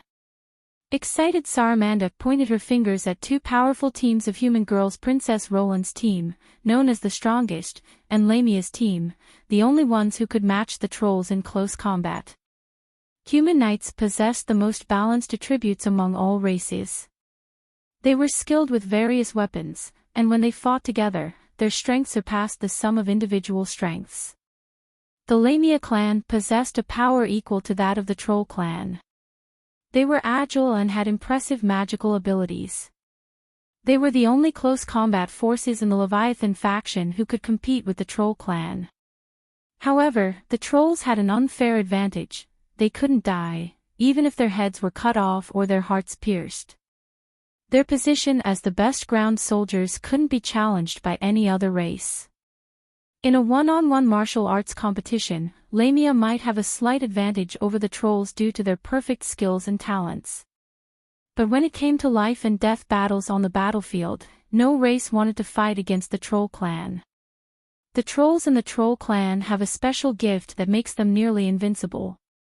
They are strong and resistant to both physical attacks and magic. Some people even say they cheat. Whenever a troll needs to be killed, it often costs the humans a whole army. The humans have to outsmart the trolls and attack them in large numbers to have a chance of winning. When the trolls gather together and charge at the humans, it becomes an impossible situation for the humans to find a tactical solution. In the war between the human army and the Leviathan faction during the Divine Era, the ratio of casualties was never less than 30-1. The humans lost 9 out of 10 battles, and the ones they won were usually very close. The reason the humans ended up with control of the continent is mainly because they are able to reproduce at a faster rate. Even with a casualty ratio of 30 to 1 or even 100 to 1, the humans were able to outlast the Leviathan faction. The Troll clan didn't lose on the battlefield, they lost because they were outnumbered. The humans sacrificed countless lives to defeat the Leviathan's strongest soldiers, forcing the Trolls to retreat without fighting. The recent battle between the human elite knight Morris and Saramanda was like a replay of the Divine Era War. The hero-ranked humans fought bravely and gained a strategic advantage, even dealing a deadly blow to their opponent. But the Trolls could still fight back strongly even after losing their weapons. Morris is currently receiving treatment in a hospital. Lamia's priestess, Harlow, frowned and drew her own special weapon, a pair of curved swords. Other Lamia also pulled out their own special weapons, most of them were curved swords, but there were also very long spike swords, and even human sword and shield combinations. All Lamia are weapon masters, naturally skilled in using various nimble weapons, which sharply contrasts with the Troll clan, who specialize in heavy weapons. That 6-meter-long snake tail, just like the Troll's immunity to death, is the pride of the Lamia and a special weapon that few Trolls fear. In the historical battles within the Leviathan faction, Lamia often completely immobilized Trolls in one-on-one combat, achieving victory and becoming the only special unit among melee combatants able to gain an advantage over Trolls. If it weren't for the fact that the Lamia clan prefers to operate in swamps and humid tropical rainforests and doesn't particularly like plains and mountainous regions, the humans' nightmare on the battlefield would have to be increased. The Troll clan doesn't care about this, having the innate ability of immunity to all attributes and the talent to survive even with their heads severed. They can endure any harsh environment, truly a versatile land combat unit. I've always heard the elders say that Lamia are very powerful.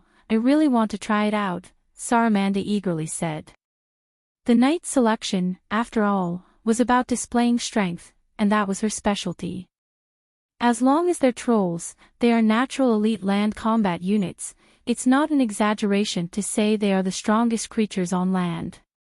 As descendants of giants, they have inherited the tradition of challenging the sky, the earth, and the air, and they won't back down from a fight. Except for the leader of the Leviathan faction, the dragon race, the Troll clan pays no attention to anyone else. It is pure delusion for any other race to think they can command the Troll clan. The Trolls on the battlefield are like perpetual motion machines. They won't stop until there is a river of blood and one side completely collapses. The Trolls on the battlefield, surrounded by the human army, are a unique army that can continue fighting without any logistical support. When they are hungry, they eat meat. When they are thirsty, they drink blood. They have no preference for raw food. That's why they have the reputation of being man-eating monsters. Actually, it's a misunderstanding. If you replace the Troll army with a human army surrounded by a force 10 or 100 times stronger, with no logistical support, isolated and without any chance of surrender, they would likely resort to cannibalism out of desperation. The Trolls just act more instinctively and openly. Besides, the concept of surrender doesn't exist in the Troll's mind. Killing enemies is just a natural thing to do. Being killed by enemies and returning to the earth is like returning to the embrace of their giant ancestors. What is there to fear? For the Trolls, as Earth children, the ground beneath their feet is their mother and the ultimate home for all Trolls. Dying in battle is an honor for the Trolls, much better than dying of old age in their tribe. In reality, Trolls don't die of old age. When they sense that they are close to death, their choices are either to challenge unbeatable monsters and let themselves be eaten, or to simply jump into the volcano. Being torn apart by enemies on the battlefield and having all their flesh set alight before dying, this is one of the most anticipated ways for Trolls to meet their end.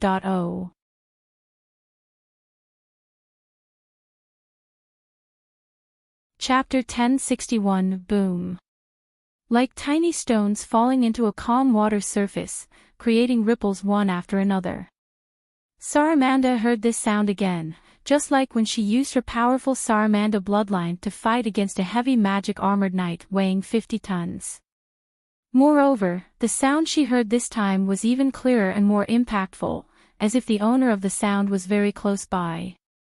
The specific location is Saramanda tightly gripping the troll battle axe in her hand, looking at the ancient tower behind Queen Ine, which seemed mysterious and unfathomable.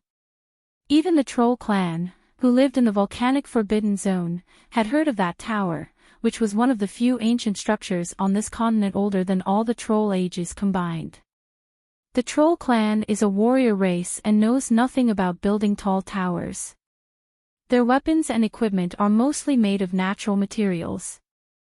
A divine era tower is something that the troll clan would remember, as it represents something extraordinary.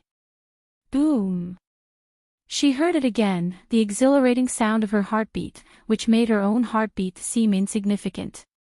If this is the heartbeat of a living being, then the owner of this heartbeat must be immense and strong. Who? Ha! With pride, Saramanda raised her head high, not knowing why, but feeling very happy. We fear no trolls, the troll clan can fight. No matter what the selection for the Holy Silver Dragon Knight Order is, she is absolutely confident in her abilities. The extraordinary confidence deeply influenced the troll team behind Saramanda, as they too lifted their heads high, exuding a fierce aura, looking at all their opponents.